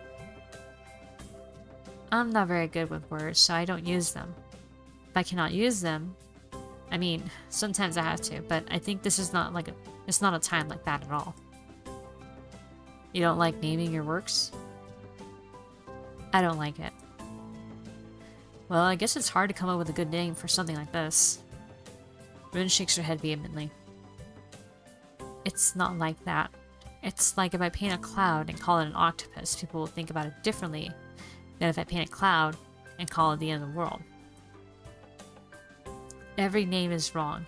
Nothing ever explains what I feel like when I'm making a painting. It's not a word thing. She has a point. If you name something and then you kind of look at it and then see the title, it's like, what? You'll start having like this idea in your head from seeing the title, being like, what is this trying to say then? If that's supposed to be the title. Like you're trying to find a connection to the title, rather than what the painting is in itself. The only thing would be to come up with new words for everything. But would it help at all? No, I don't think so. Then the paintings would just go with just a name, number one, and so on? It's been inconvenient, but that's no good. A name means that you just didn't come up with a good name. And unnamed is a name, like that Greek guy with the sheep and all. Sai thinks about this for a while, furrowing her brow as she keeps looking at Rin's serious face. So you're saying your artwork should be completely without labels? I think that's what I'm saying. Sai lets out a dry laugh, the kind old ladies who smoke too much always seem to end up with. Let's hope your art will never end up in a museum. The curators will explode. She takes a contemplative puff on her cigarette, which has worn down not much more than the butt. Then she drops it into an ashtray affixed to the wall next to the door. Then again, it could work. What do you mean? This namelessness, this rejection of labels, it works. It's a good unifying theme, and something people can grasp onto easily. Allows for a lot of room for interpretation. It gives a good impression. Think about it. All sorts of associations can be made, starting from identity and self-definition, all the way to whatever you want to think about. You could call your exhibition Nameless, and build it on that theme. How does that sound? Rin thinks about this for a while. I'm not sure how Sai managed to get so fired up by Rin's reluctance to apply names to her works. It feels like she might be extrapolating too much, but it's a pretty impressive sounding idea. I don't think it's a bad idea. For what it's worth, I have to say it sounds pretty good to me too. Sai reaches into her pocket for another cigarette, lighting it with a neon green butane lighter. Her forehead wrinkles, and she rubs it as she appears to fiercely think more on this idea. She doesn't say a word for a little bit, but every now and then she takes a sharp drag from the cigarette. Yes, I think this would work out pretty nicely. I'm gonna take this just as the starting point and work from there. Hey Icarus, you made it. I know, you're late. I'm not sure exactly where we're at, but we're here. I'm going to work on this. You go back upstairs and try to find your missing ingredient.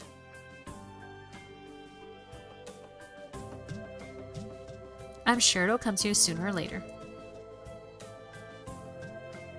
Rin doesn't reply. Hold on.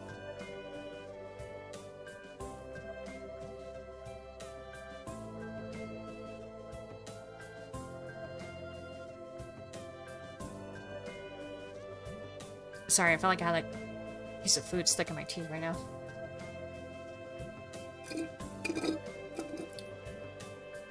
Alright, that's my water done. Well, sparkling water.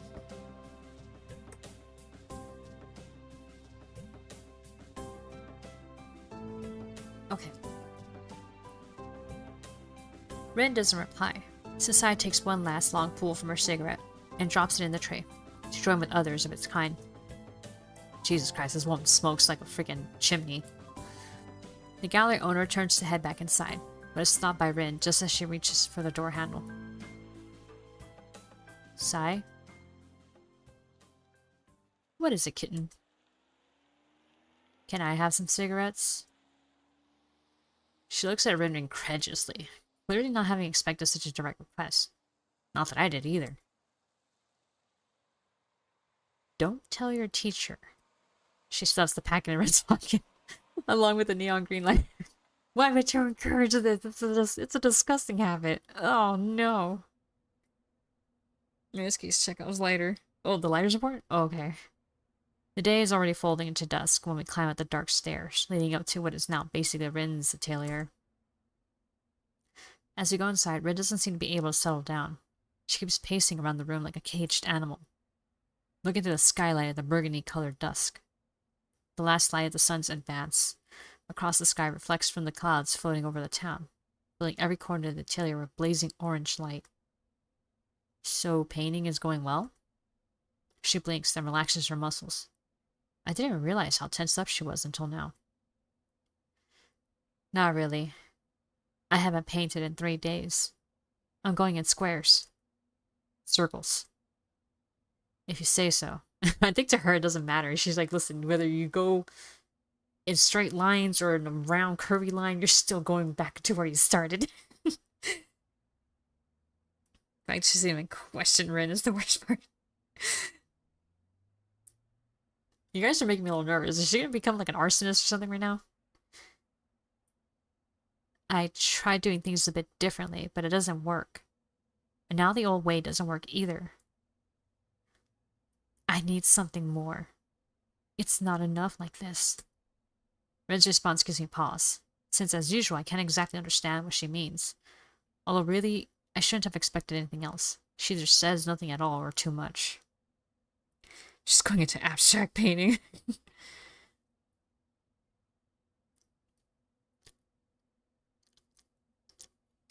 Modern painting.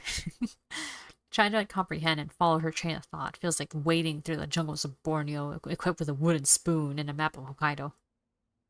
It's annoying how her thoughts are both laid out in plain sight and hidden from view every time she opens her mouth. What more? You said that's Hisao as well. A missing ingredient? Oh.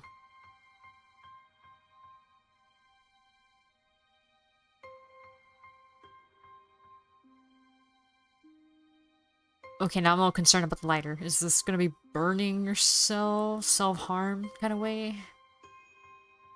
Oh. I think I have to destroy myself. Okay, that sounds unnecessarily grim. What do you mean? Ren's shoulders slump. She turns to face me directly. I have to change. I've tried, but this is not enough yet. I have to destroy myself first, I think. Just to be clear, you're speaking metaphorically, right? Like, learning to paint from scratch again, or whatever, so to speak. I like that. He sounds like, wait, hold on, what do you mean? She shrugs her shoulders, as if there's no difference. There is no difference. So, you're going to start by smoking a cigarette. For inspiration? Maybe. I never tried this before, have you? No, can't say I have. Still, I'm not really sure if having a smoke is the best starting point. She responds to my words with another nonchalant shrug. I open the cigarette pack and look inside. It's almost full. Smoking is bad for you. But that's the idea here, I guess. Yes. I need to do something. I want to paint. I need something more. So she thinks smoking might give her inspiration or motivation. So, okay, fine. What's after smoking a cigarette then? How do you intend to destroy yourself? Ren thinks for a split second, averting her gaze like she does when she doesn't want to get distracted. I don't know yet. I'll decide later. Oh my god. Rin bends down to pick a cigarette out. To pick out a cigarette from the end.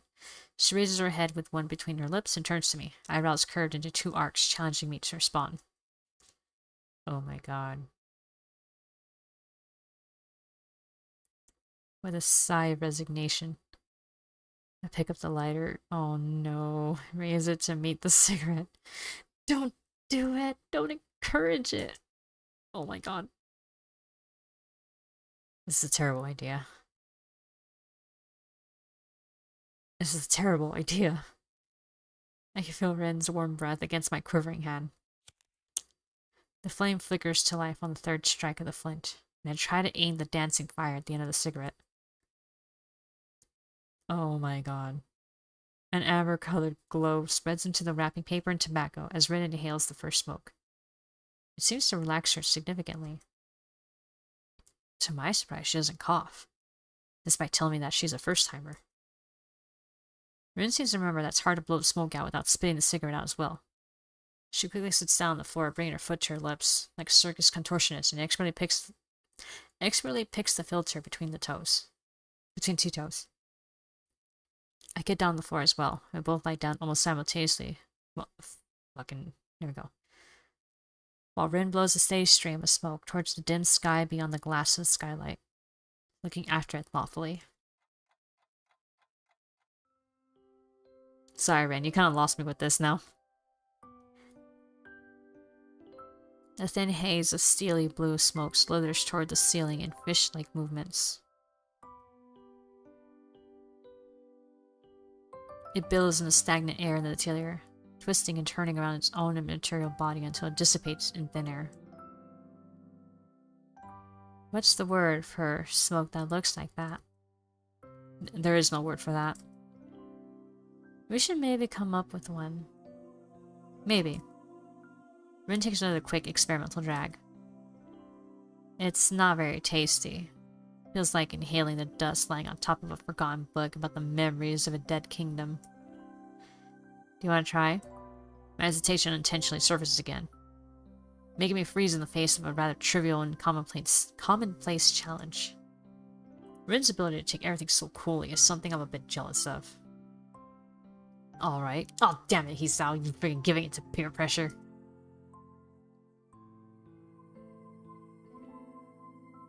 Taking it from her, I have a drag on it, fighting against the sudden choking feeling in my lungs as they fill with smoke.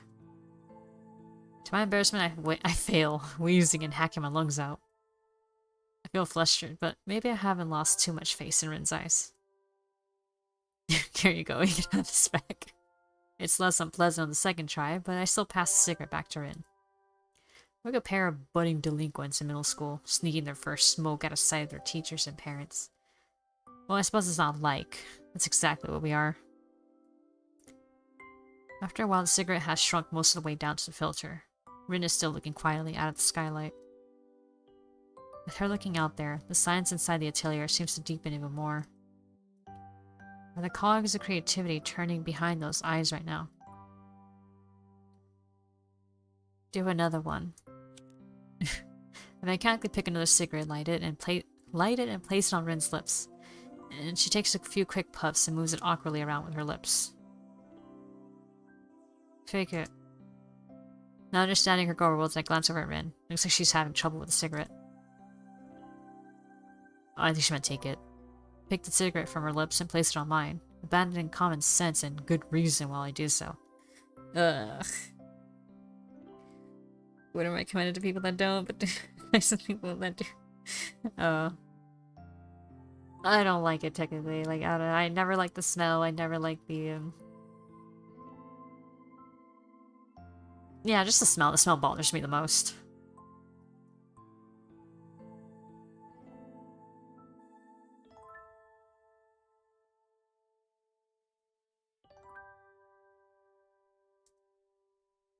The first one should have been enough for me, but I take another drag, still coughing a little at the unpleasant sensation of smoke invading my respiratory organs.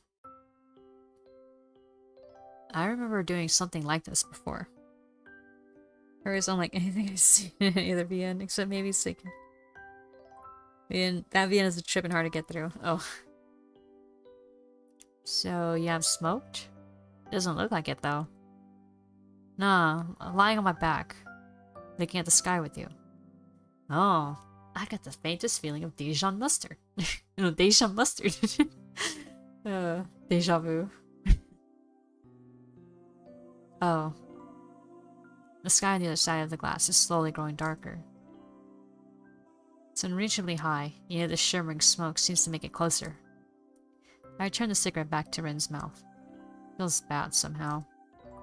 The space between us, less than an arm's reach, is still there. It's the distance between us. The immeasurably wide chasm of thoughts and feelings that separates us with graver certainty than even light years of physical distance could. By saying the right words, there might be a way to make that chasm narrower, even if it's just a little. I try to cross that gap with one big step, but Rin turned me back. I glance at her out of the corner of my eye. Rin is staring upward through the smoke-filled ceiling. Oh, sorry, burp's coming up. And the skylight of the darkening sky above us. It's almost like she is sleeping, even though I know she isn't. Her eyes are open, as is her mouth. I take the cigarette from Rin before it falls on her cheek. She doesn't react to my touch in any way. So, this is where we are now. I wonder if we can ever be closer than this. I take a drag of the cigarette and blow a thin stream of smoke upwards. These indirect kisses are the only things that connect us right now. The taste of Rin's lips on the filter, mixed with the ashen taste of the smoke. Her soft lips against my fingers as I press the cigarette on her mouth, as if she was placing kisses on them. The ash softly falling on the floor between us like snow. As the second cigarette is being finished off, I'm already lighting the third one. The only thing breaking the stillness of the atelier is the inaudible sound of smoke floating towards the first stars blinking overhead. Light nausea hits me by the fourth or fifth cigarette. Jesus Christ, man. You guys are going through the damn box. Before long, the shape of the waxing moon appears in the skylight, shedding her... Wait, what?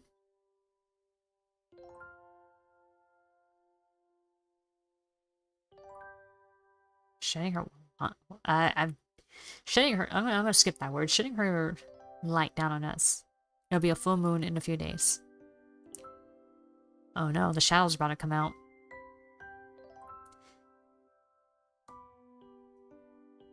It'd be nice to be able to fly.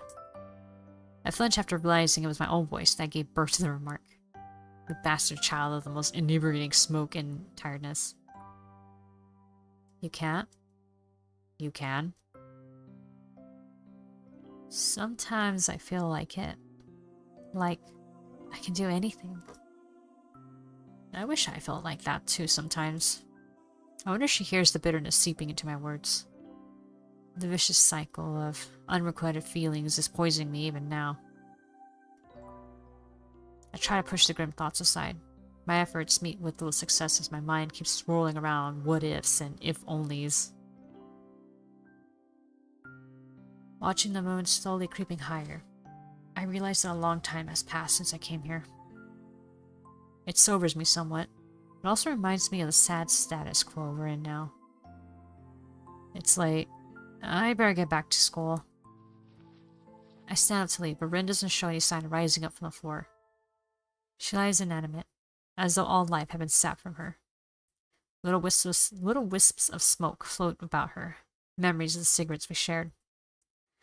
I grasp her by her short and thin arm and try to pull her up.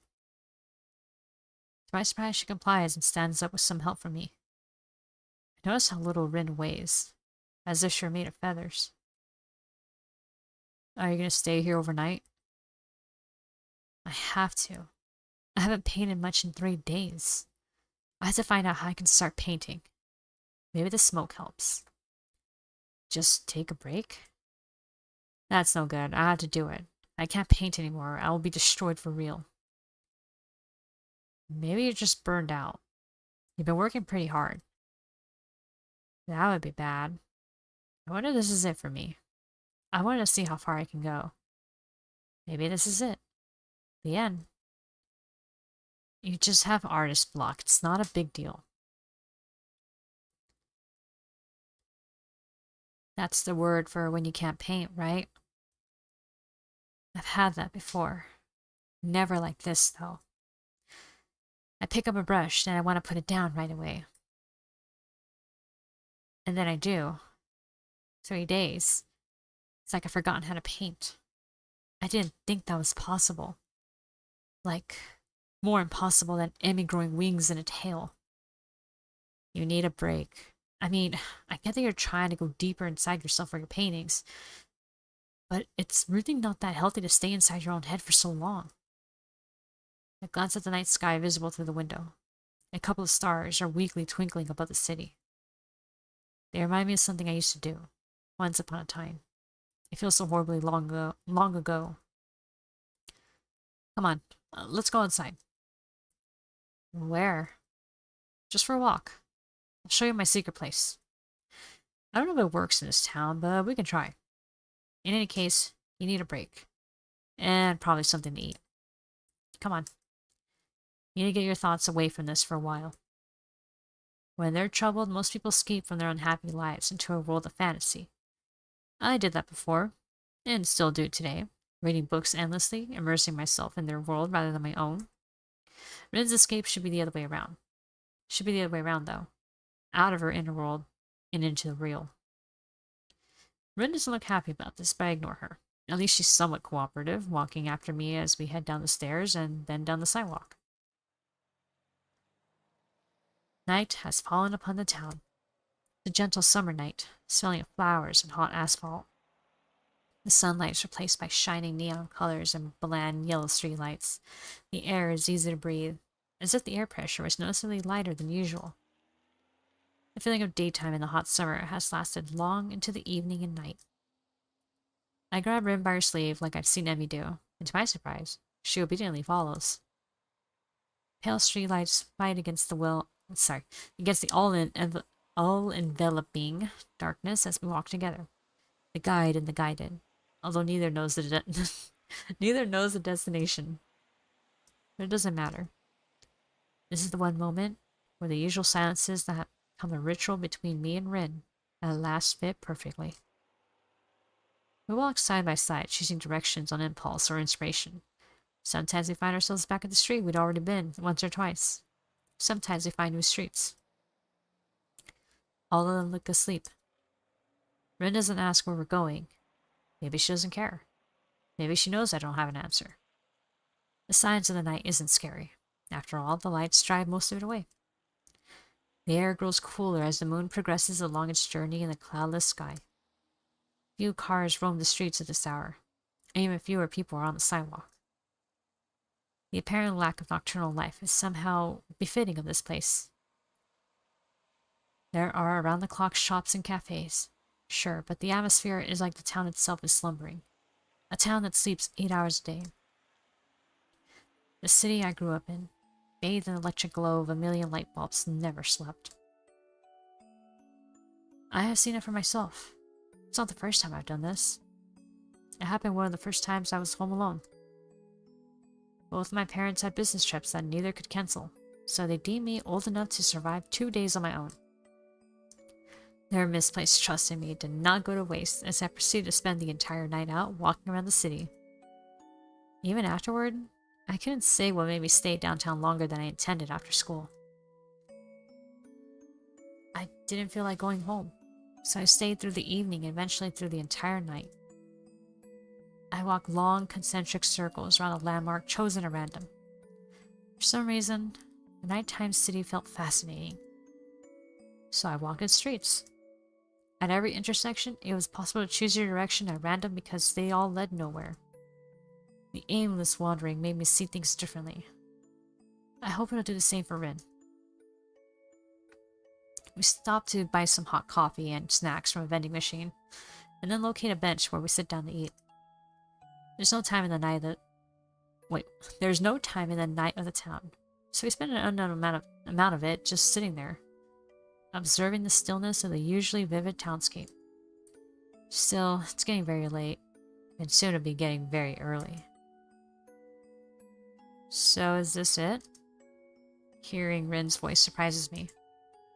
She doesn't sound bored. Rather, her tone is inquisitive, uncertain, as to why I dragged her out here, yet curious to find out the answer. Yeah. Have you been out all night? It's like a different world. The remark sends her thinking for a while, looking around as if she was looking for something. The wisps of light reflecting from the corners of her eyes are suddenly very sharp.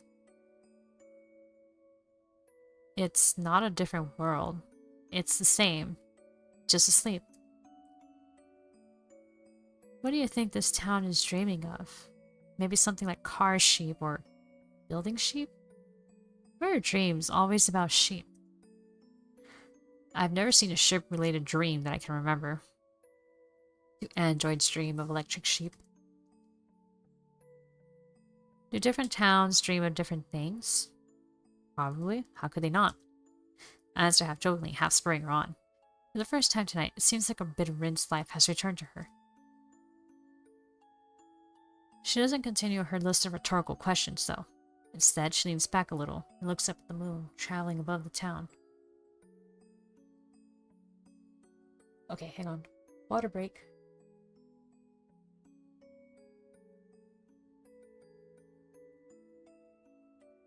Oh, man.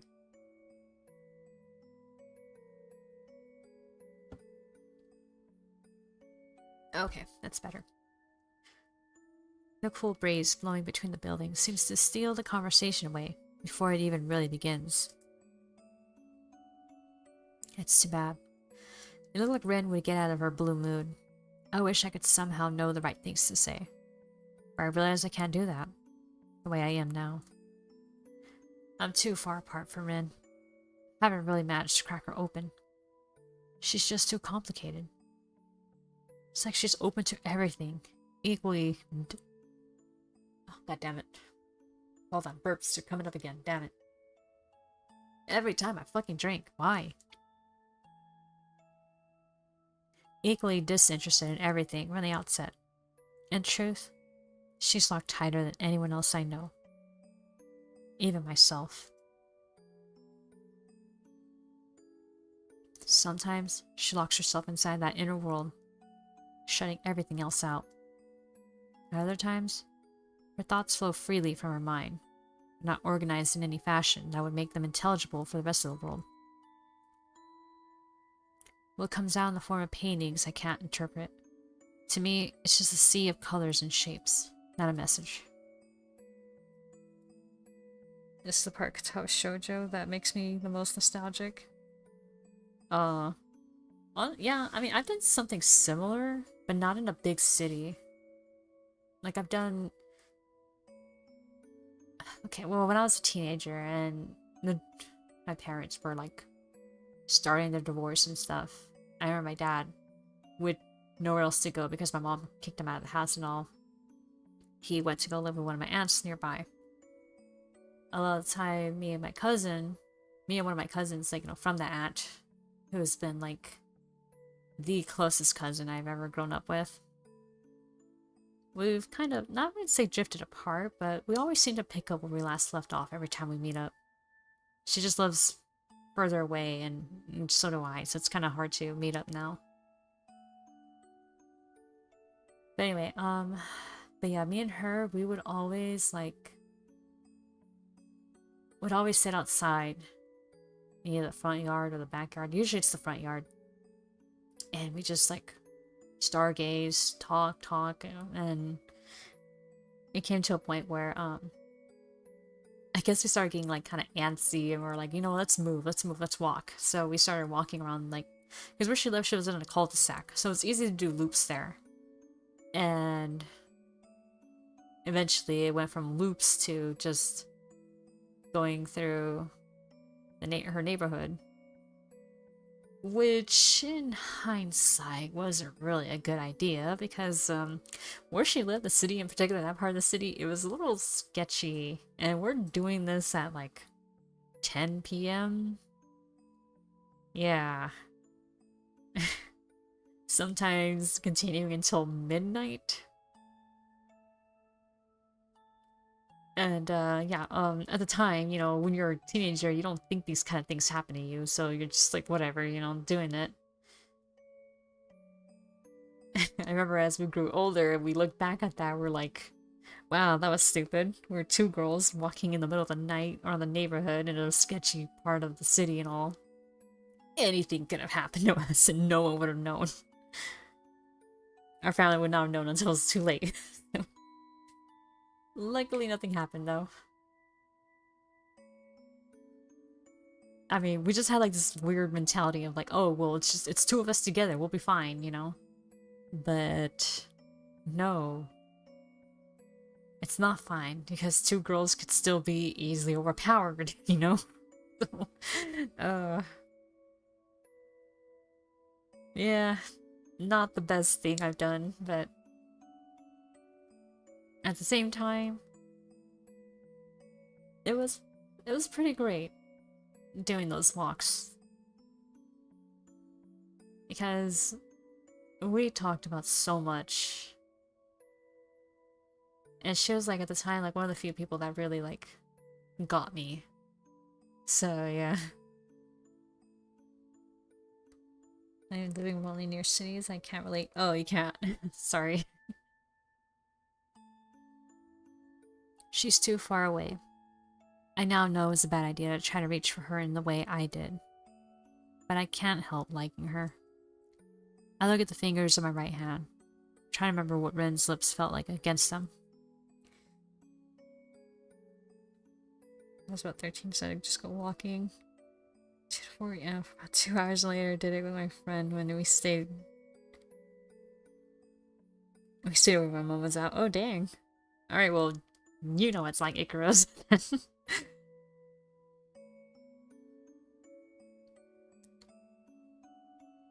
Do you ever feel like you're trying to reach out for something that's impossible to reach? She turns her gaze to me, tilting her head quizzically. I wonder if she understands the meaning of my own rhetorical question or not. Either way, I like how I can manage to catch her attention just by speaking aloud nowadays. All the time. At least I think so. That's what painting feels like a lot of the time. Or all the time. I don't know. Sometimes I get the feeling that I can't really paint what I want. Sometimes it feels like it's just another shadow of me. Like a mirror that doesn't work right. Like talking. Maybe. When I was little, I didn't really have friends. Maybe it's the same now. The only things I liked were pens and paints. They were the only things that understood me. Now it feels like that is going away too. Change really is a scary thing. I wish I could understand you. She looks at me melancholically, roused by my thoughts materializing as words spoken aloud. Me too. Whether she meant she wished for me to understand her to understand me, or her to understand herself, I never ask, nor do I find out. I see her eyes searching for mine, serious and cryptic as they are. I'm not getting any explanation from there. Don't worry about it. I will. Small hints of a smile wavering on her lips. When she's like this, it makes me feel like that maybe there's hope for us. We get along so well for being so different. It's just that we never really get along precisely because we are so different. Maybe it was Rin's passionate approach for her own art exhibition, or perhaps my own careless words. But last week was different from usual. The small friction between us seems to be somewhat volatile, but at least we now seem to be back to normal, relatively speaking. We stand up from the bench and pick yet another direction in which to go. The wee hours of night slowly pass by as we measure the streets of the town one step at a time. We are finally at ease, not minding the rare, lone passerby, the eerie darkness, each other, ourselves. Ren's step seems lighter, like the heavy air around her is letting go a little. Makes me feel happy. We don't talk, save for the single remarks that are spoken into the night of the town, and never answered. The details jump into the eye instead of being the usual blur they are during the day. Wander my day in a rural area, there's a distinctly different feel.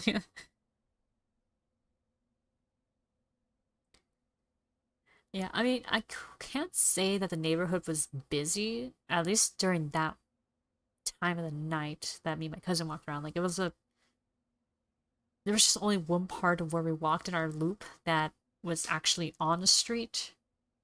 That, like, that was a busy enough street. Like, some cars actually did pass by, but for the most of it, we were walking through a very quiet neighborhoods.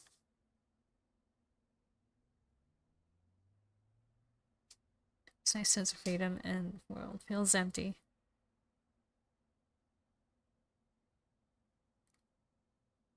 Oh, dang. That is something it grows, yeah. I don't think we've tried that, though. Me and my cousin and I never tried laying down in the middle of the road, no. We once did come across someone sleeping, like, on the sidewalk, though. Like he was sleeping on the street, technically, but his head was, like, on the curb. Yeah, it was weird.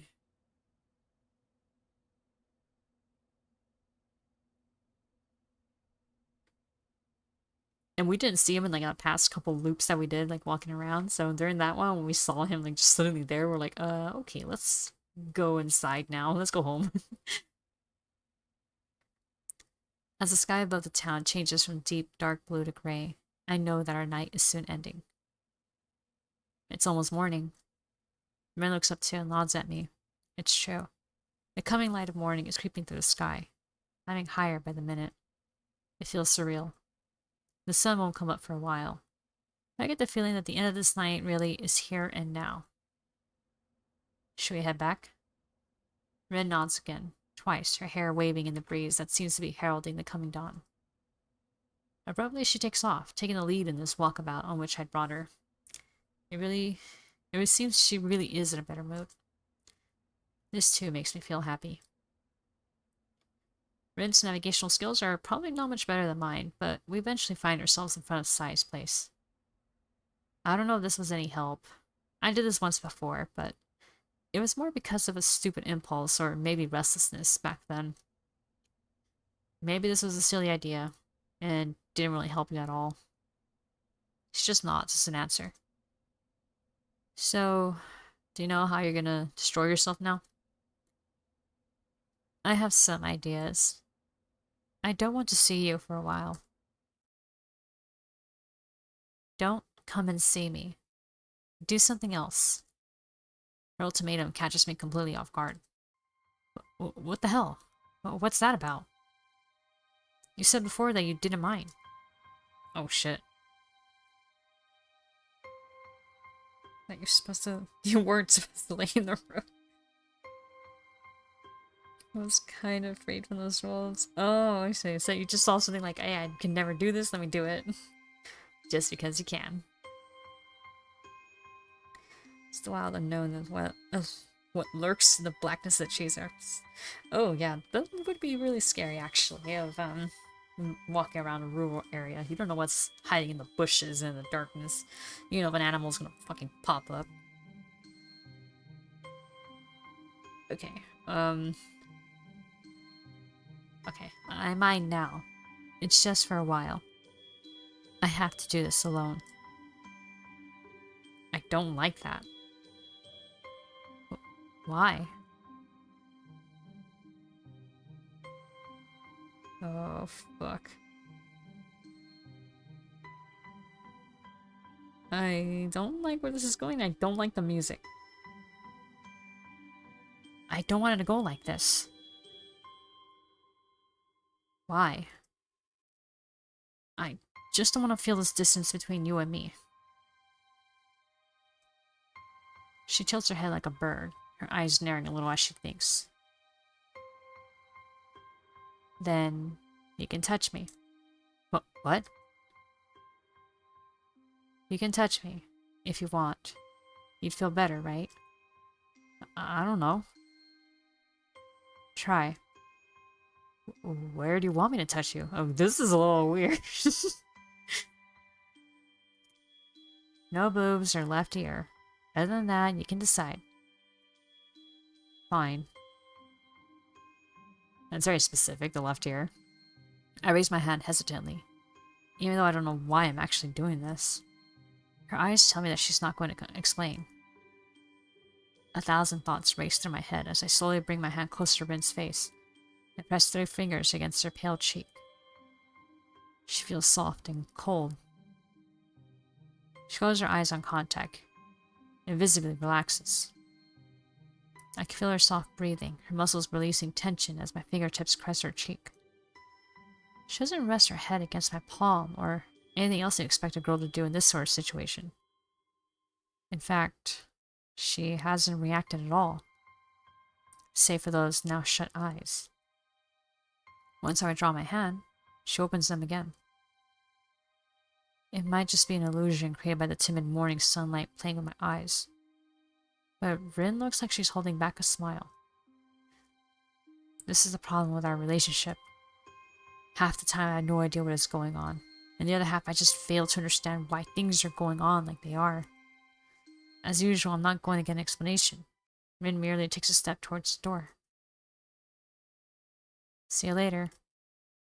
Then she disappears from my reach for an undefined period of time. Okay, the whole touch me thing kind of thing was like, what?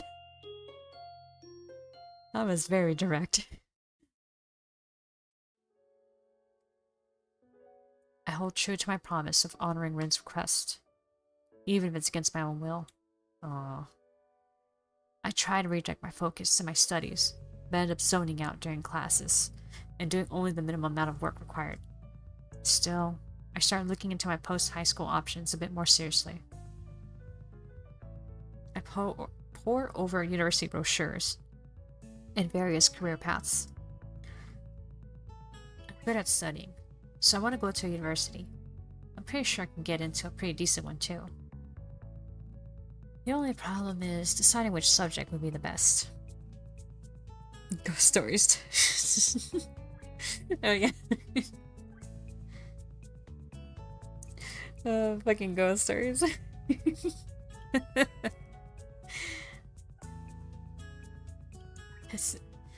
His silly demands, touch me. His reprimands, touch me harder. Oh man. His laugh. His fucking laugh is like man. Oh man, the fucking weirdest laugh.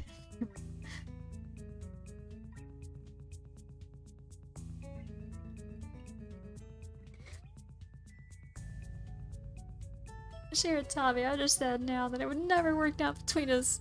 And it's not because you're a rabbit, it's because you're black. Oh man. The fucking lines in that, like... These are things I probably should not be laughing about now. You know, with the way... Because it's politically incorrect in so many ways. But...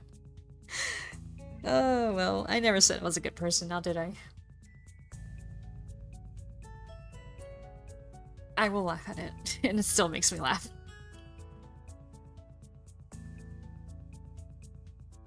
Yeah, there you go, Candy. Dang it, I gotta watch it again. Oh man. You wanna be an Air Force Ranger. You wanna live a life of danger. You don't wanna be raped by strangers. Jesus. Think of a big black man chasing you. Well, he's not racist.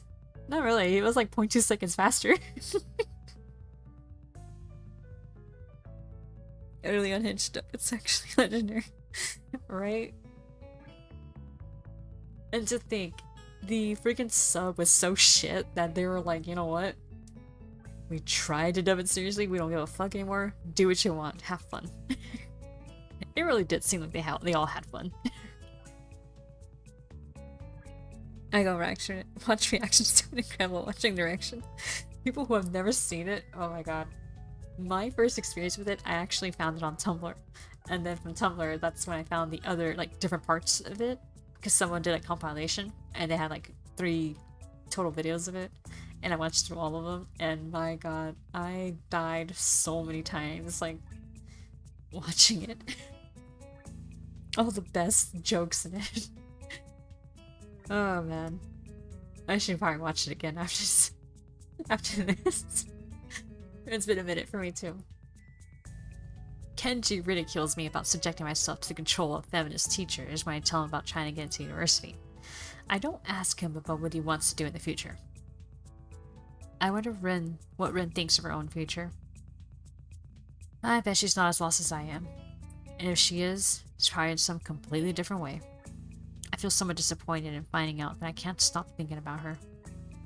Her request makes me worry about her and think about her more than I did when I could go and see her when I wanted. It bothers me that I can't. They actually did okay, and in Japan they just did not care about the dubs, so the dubbing team got a writer from South Park, I think. Really? Oh my god, that explains so much. They actually did get a writer from South Park.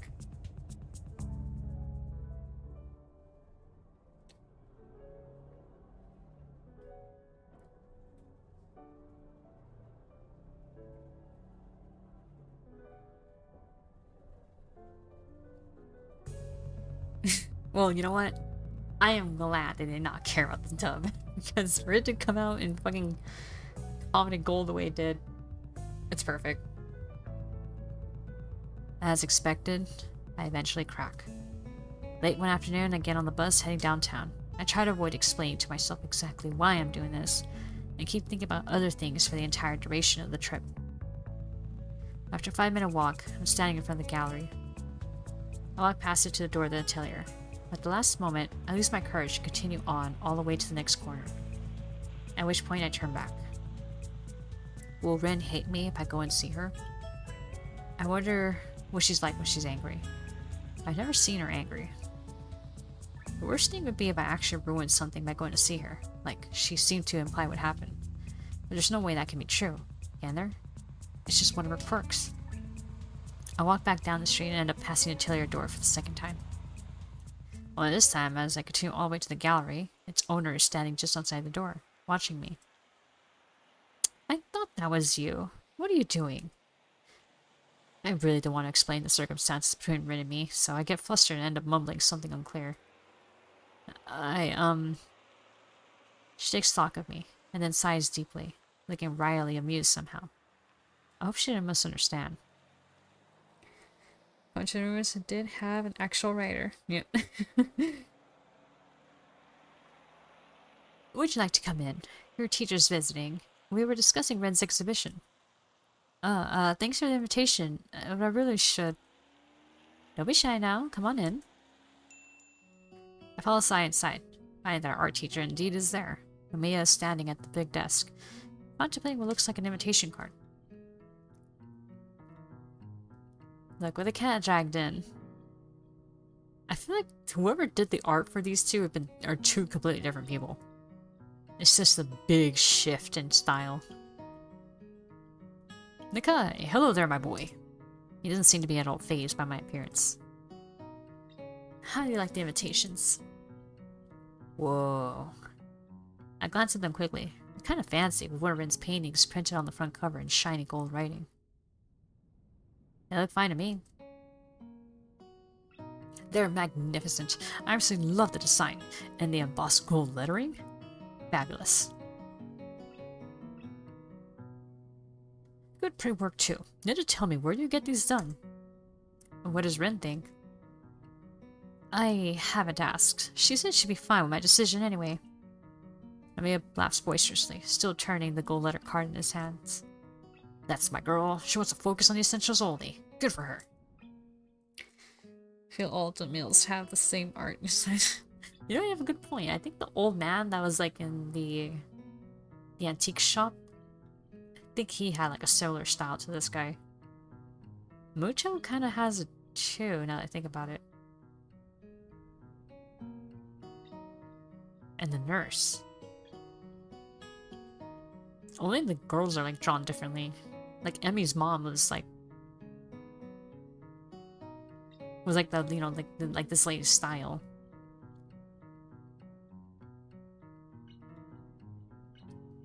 Akira too, now that I think about it. Her work is progressing well too. It seems she's found new inspiration. I think she's been sort of weird lately. It's like she's wrestling with something. With herself, probably. And it makes her confused. So she said she had a hard time painting last time I saw her. Yeah, it seems to be resolved now, however. You know, she practically lives up there now, right? Sai makes a simple gesture with her hand, as if sweeping my question aside. Sure. Don't you think that's weird? Maybe it is. Still, I think she understands how big an opportunity this is, and is going to for it full throttle. Is it really that big? Nomiya sets the card down, brushes some imaginary dust off his jacket. Jigoro was kind of strangely stylish. Yeah, Jigoro had a unique style to him. The only one who was kind of like unique was Shizune's brother. He had kind of like the girly style to him in more ways than one. Their moms should be roots.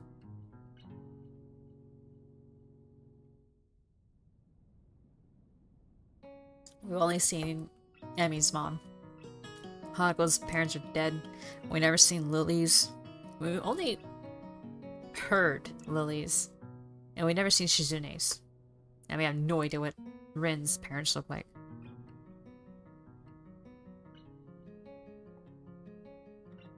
Well, how should I put it? There are times in everyone's lives where something really big washes over you and changes you forever. This could be just that moment for Jizuka. I see. Yeah, I think I've had something like that happen to me. I'm referring to the incident that brought me to Yamako. Neither of the two adults comments on that, however. It might well be that everyone has, or will. At any rate, surrendering oneself to art is a big decision. And a thorny path, too. Quite thorny indeed. Tezuka has almost everything one needs, but whether she has the will to pull through, that's a different question. I should know that best. I tried going down this path too. Turned away in the end. I understand what he's trying to say.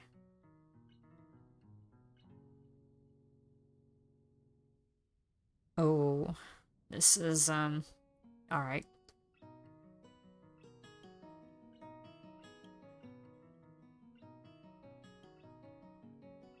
Fuck, I don't know which of these decisions is important, so I'm gonna have to create a new save.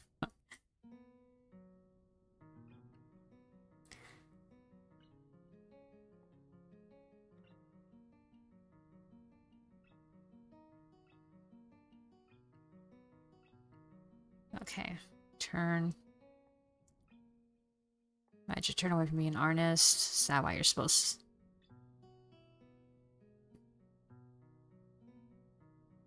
I think he's kind of being vicarious a little bit with her. Or maybe he's like, if I had more support maybe, or if I hadn't give up when I did, then I feel like things would have been different for me. And maybe that's why he's there for her, being like, don't give up, please, like, you know. You can get there, I know you can. This... Is that why you're being so supportive of Rin? Because you know it's hard?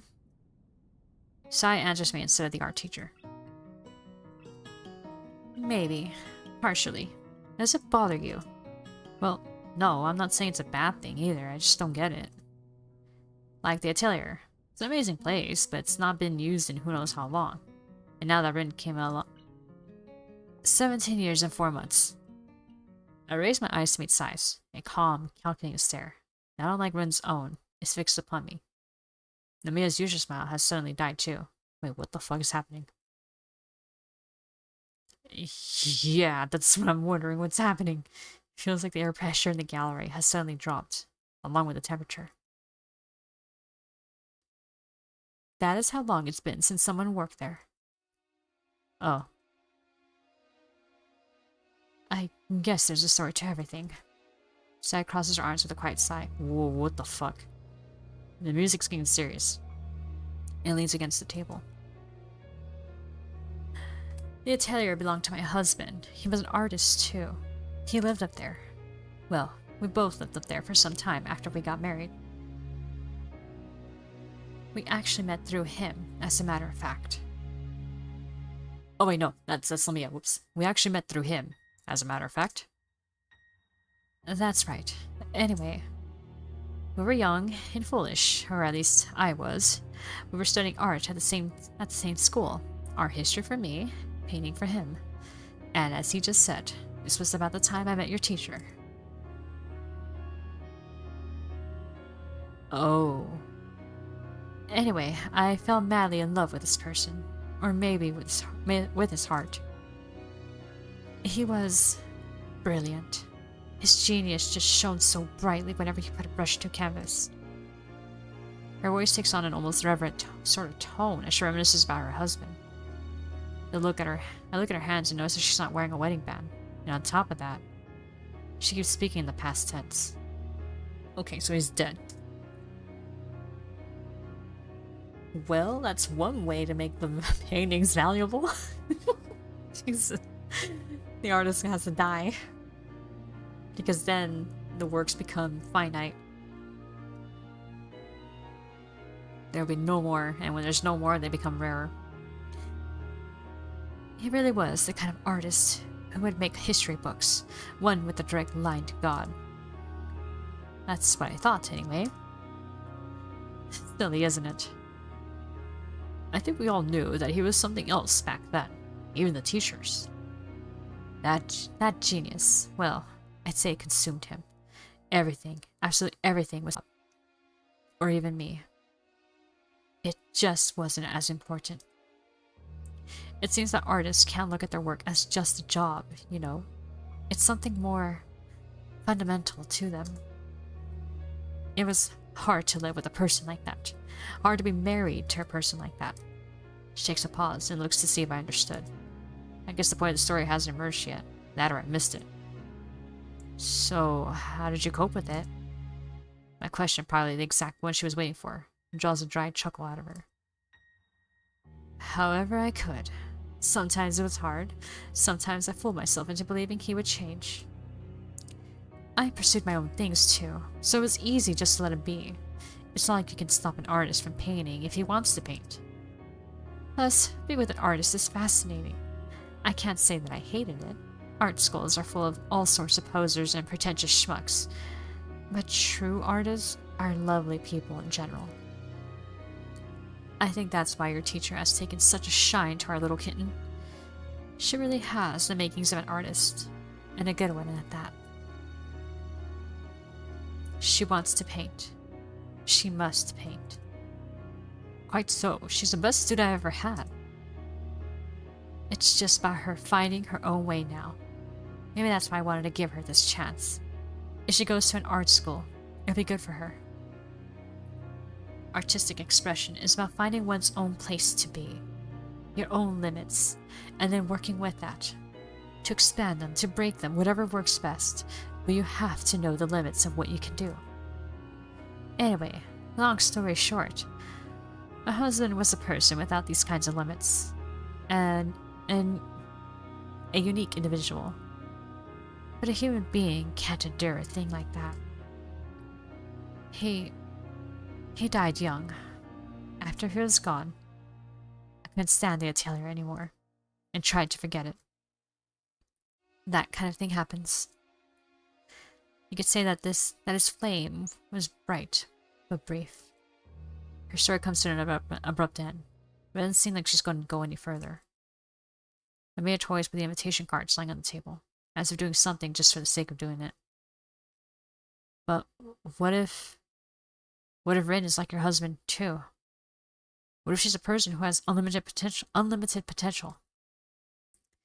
Sai's hand twitches, and I see once more that sad look welling up in her eyes. It's the look she gets when she watches Rin.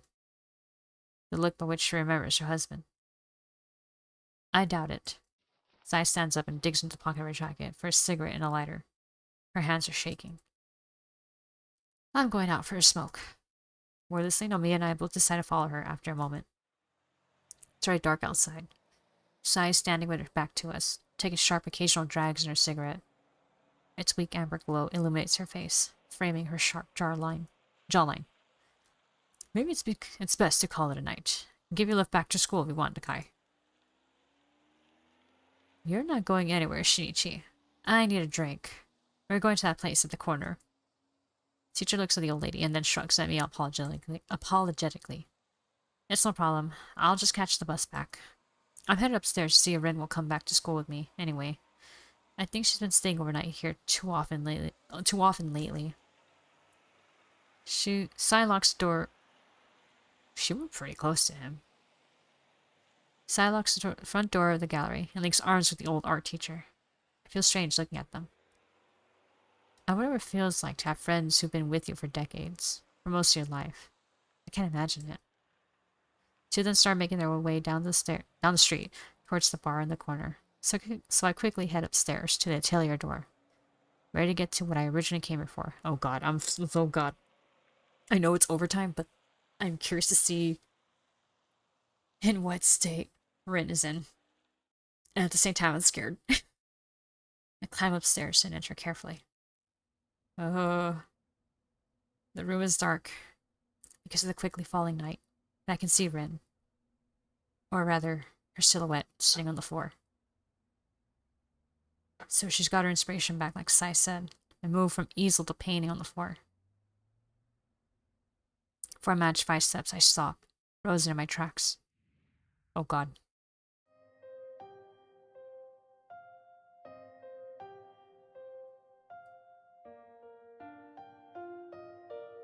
Rin is sitting on the floor with her legs under her. Something in the atmosphere of the room changes. A little thing, not consciously noticeable, but it changes. Perhaps a timid current from the open door, or a minute change in the air pressure. The sound of my breathing, even though I notice I haven't taken a breath for many, many seconds. The aura of my presence. That something catches Rin's senses. She stops moving, freezes, and slowly turns to the door. I imagine, not see, the horror in her face. Like a fawn's eye staring at a hunter. I wonder if Rin can see my expression. But at least she doesn't have the strength or the spirit to look straight in my eyes. So she droops her chin against her chest, letting her mess of a hair hide her face. From me even further. I feel like I should either walk out or walk to her, but I can't do either. I told you to stay away. Her words are defeated, painful as if she was suffering. There's no way I can back off anymore. I lost that chance, so I do the next best thing. I quickly avert my gaze, even though Rin doesn't see what I'm looking at.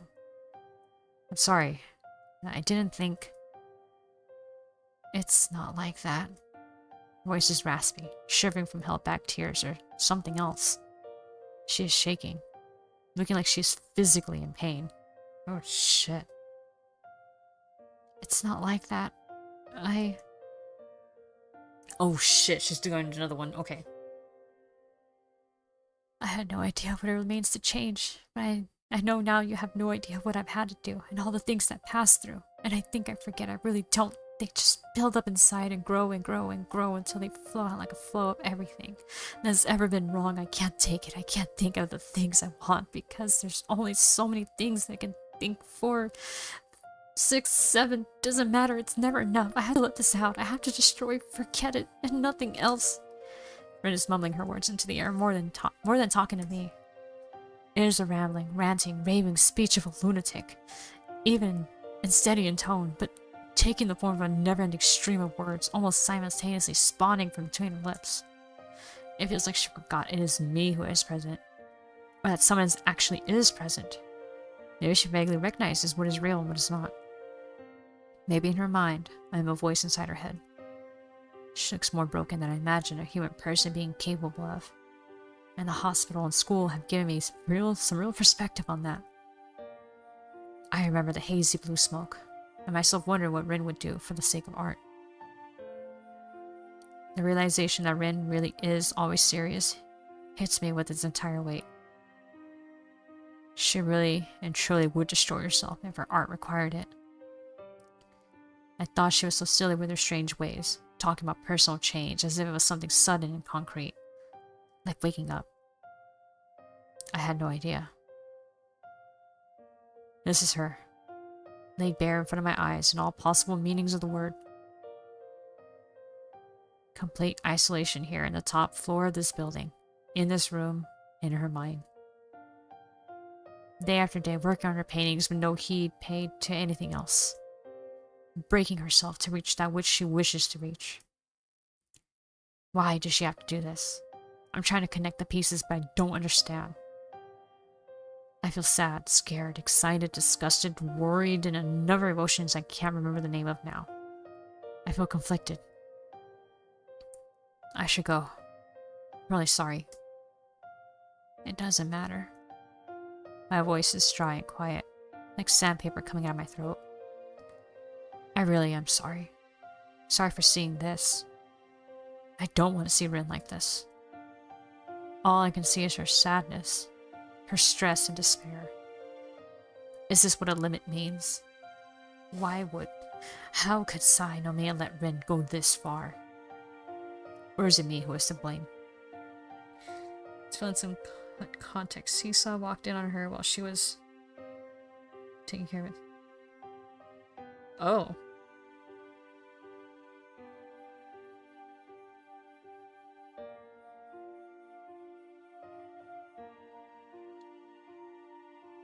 That is not the impression I got from this at all. I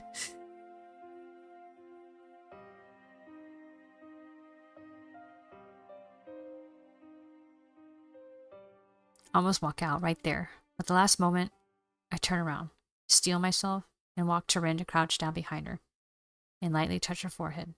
She doesn't resist or react. I can't leave her like this. She's not well. That would have become apparent later. Oh. She feels like she has a fever, freezing cold and burning hot at the same time. I wonder if she's got sick from staying out all night with me back then. It seems she's prone to getting ill.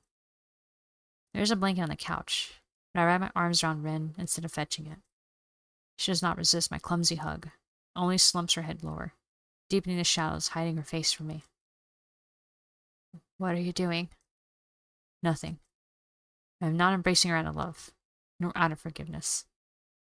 For I am in love, or is she sorry? Or is she sorry? I just want to hug her. For a moment, the only sound in the room is her heavy breathing. Her body warmth, shared between two people, is barely enough, but slowly, painfully, slowly, it spreads from me to her. Small warmth returning to Rin makes me more conscious of her body against mine. Even in the darkness, I can feel the fleeting scent of Rin's hair, the sweat on her skin, the dried paint stuck on her shirt. I feel the hardness of her bones and the softness of her flesh. Her heartbeats echoing mine, out of rhythm, just like always. The hot blood rushing inside me reminds me why I said what I said back then, why I came here even after that, why I am here tonight again, why I am hugging her now to keep her safe against the cold and the sadness. Rin has really grown on me inside my heart, claiming a small part of it as her own without even particularly trying. Rin. Even if she wanted to push me away, I can't help this feeling. Are you alright, Rin? I'm not. I think I broke. I painted some really good things. Incredible. But it hurt me. I can't handle this. Her voice cuts out, as there are no more words for her to say. It's not an angry voice, nor a sad voice. It is a lifeless voice. I pet her head and shoulders, the physical equivalent of saying, there. It's not like I could reassure her with the sweet nothings that people are supposed to say in this kind of situation. I'm not sure if she would even listen, or be reassured. She didn't react much to my embrace either, as if she didn't care. Maybe she doesn't. Excuse me.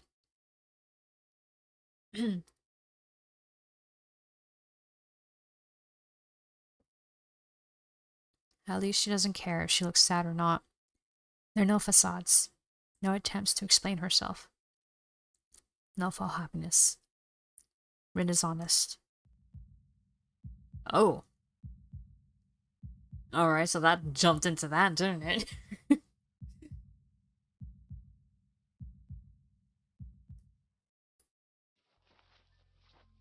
I reach out for the blanket and wrap it around her and me. Rin doesn't resist me. She's drained of all strength. Oh god, what did you do to her? He ended up helping her out. Oh. I mean, she doesn't have hands. That makes sense. Right? Is that what happened? Because if she was trying to do what I think she's doing, with herself, then obviously, someone else's hands could finish the job. Okay. What will happen now? I don't know. Nothing, I suppose. You look tired. I am tired. It feels strange. Like I lost something. I mean something else than my marital purity. Don't say something like that. Neither of those things. I don't want to lose you. What does that mean? I'm not going anywhere. I'm afraid that you are. All the time. Okay. So glad they kept that line in on me. Oh. Need to add some info here. This is when you realize she was trying to relieve herself but couldn't. Finger blaster. This is implied to be another attempt to destroy herself. Oh. Oh.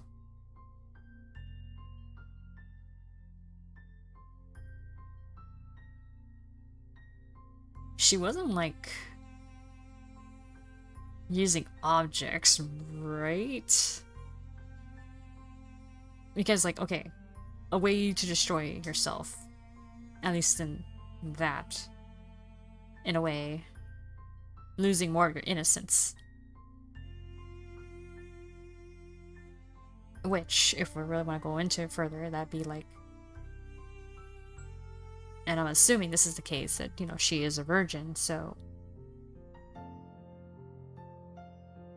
one way would be like, breaking the hymen. The ultimate sense of losing your female innocence, right? No objects. Okay, so no objects were involved. Okay,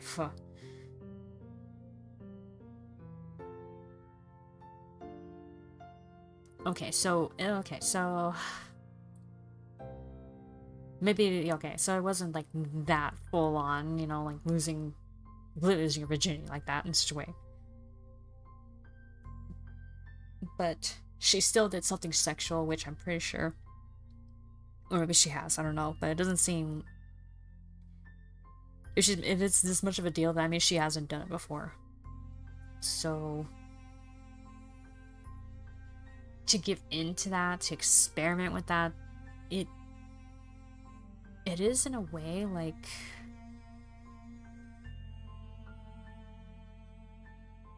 yeah, it is losing a bit of innocence from yourself.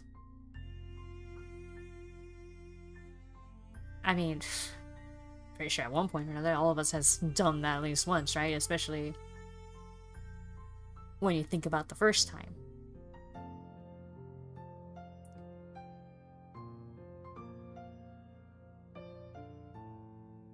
And then once it happens, like after the first time you've done it, you're like, oh, so that's what it is.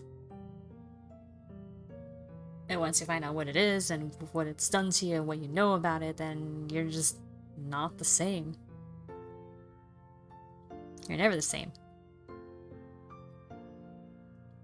She thinks she wouldn't normally consider like smoking or trying to get off. Nothing seriously boring, but none of this was part of her character until now. Ah.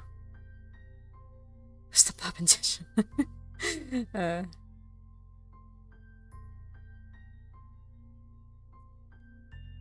And see, like, this could be applied to not just doing things, but even seeing things. Like seeing some form of sexual content for the first time, accidentally seeing a glimpse of a nude or pornography or anything like that. Like, the moment you see something like that, you are changed forever.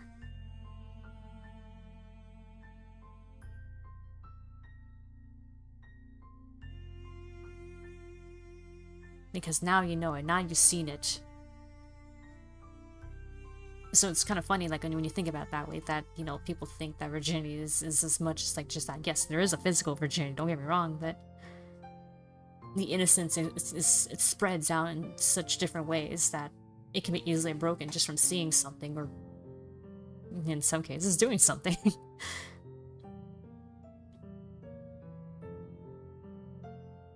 There's a very real possibility that she's close to asexual, which is why this is something she's trying to destroy herself with. Oh.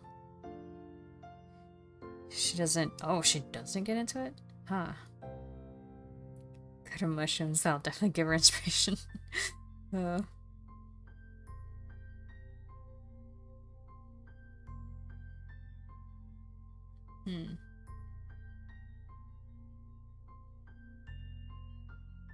Alright, well, let's continue on, right? Let's see if we can finish, or reach a point that feels right to stop at. Actually, a good job of not cutting much during the scene. In the later one, they cut a lot of meaningful stuff, if I remember right. Aw. In that moment, I felt that it was not only Rin who lost something of hers. I felt like I was losing a part of myself. Or maybe all of me.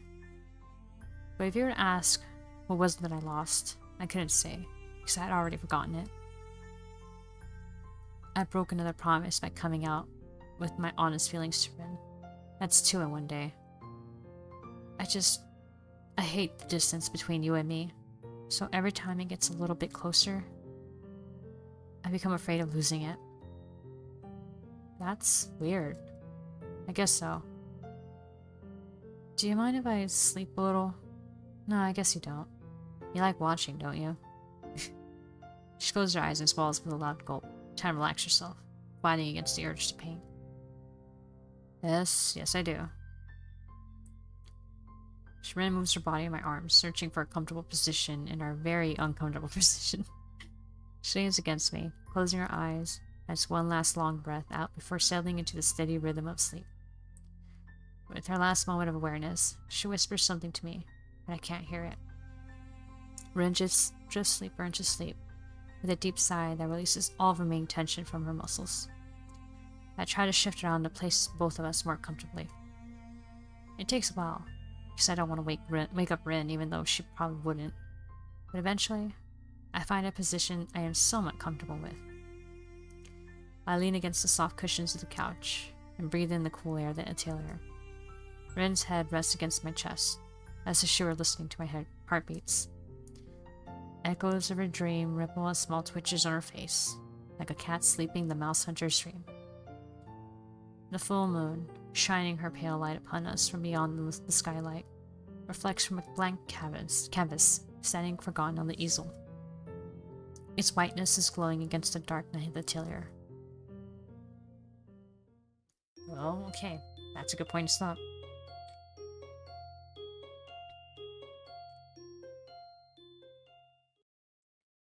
She isn't exactly a dead fish, but her reaction to sex is very more in line with how she handled the smoking, for instance. She just does it. Oh. Kind of like going with emotions kind of thing. That you're not into it. Or at least you're not showing much enthusiasm for it. Alright, new save state. Jesus.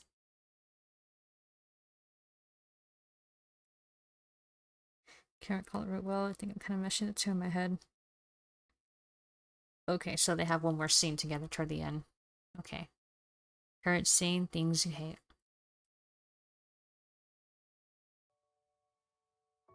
Well, that was pretty intense. I was wondering, right? I was like, I knew something was going to happen. Something is around the corner that's going to be big, and boom, there it was. Talking was more about both and not just the bigger blast that happened just now. Oh, okay.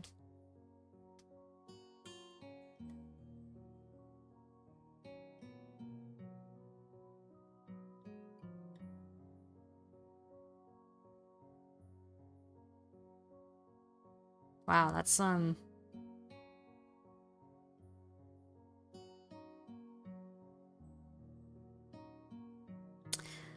I mean, I'm just imagining, like, how she actually reacted. I might look into it, actually, but I feel a little weird that, yeah, I'm gonna look into it, but I just want to see the actual reactions of her in that, like...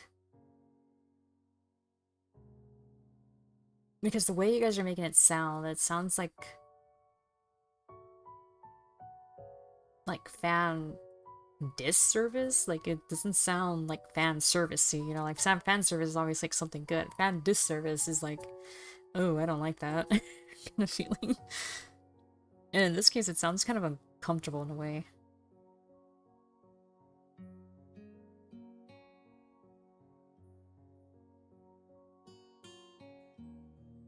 And I mean, it's not like asexual people can't have sex, technically. They just don't have the internal feeling of it, like desire to do it. But you can just do it just because you can, you know? I don't know, maybe to them it's kind of like doing a chore, like, okay, I can do this. It's just a side quest to be done, right?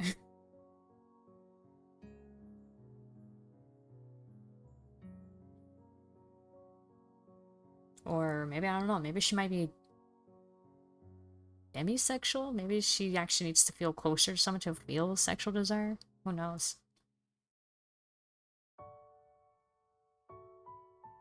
But, you know, other than that, like, default is kind of asexual, so, yeah. Check out both H scenes and rinse root, all the roots, they're the most important. Oh, okay.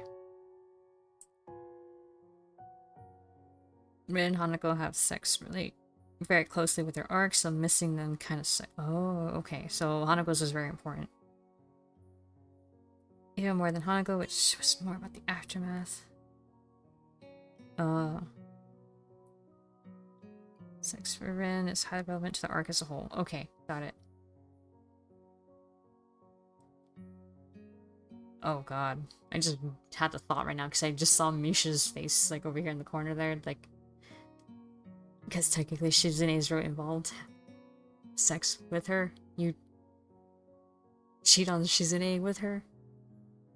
And, you know, the fact that she came out as, you know, that she's actually lesbian, you know, it makes me wonder, like, oh god, like, how exactly did that go when, you know, she's, you know, she's lesbian, but then she's asking a guy for sex, so it's like, oh. Misha was a truly dead fish moment. Oh no. Oh man, it was all mechanical, I bet. Ugh.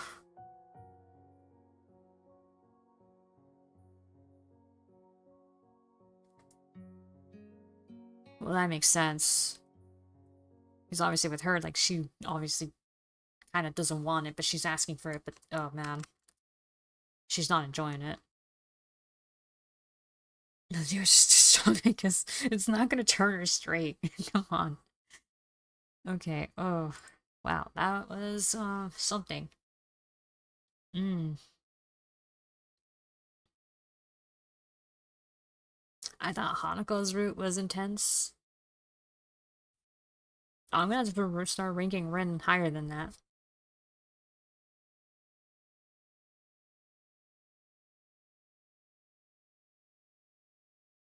Because, whoa, man.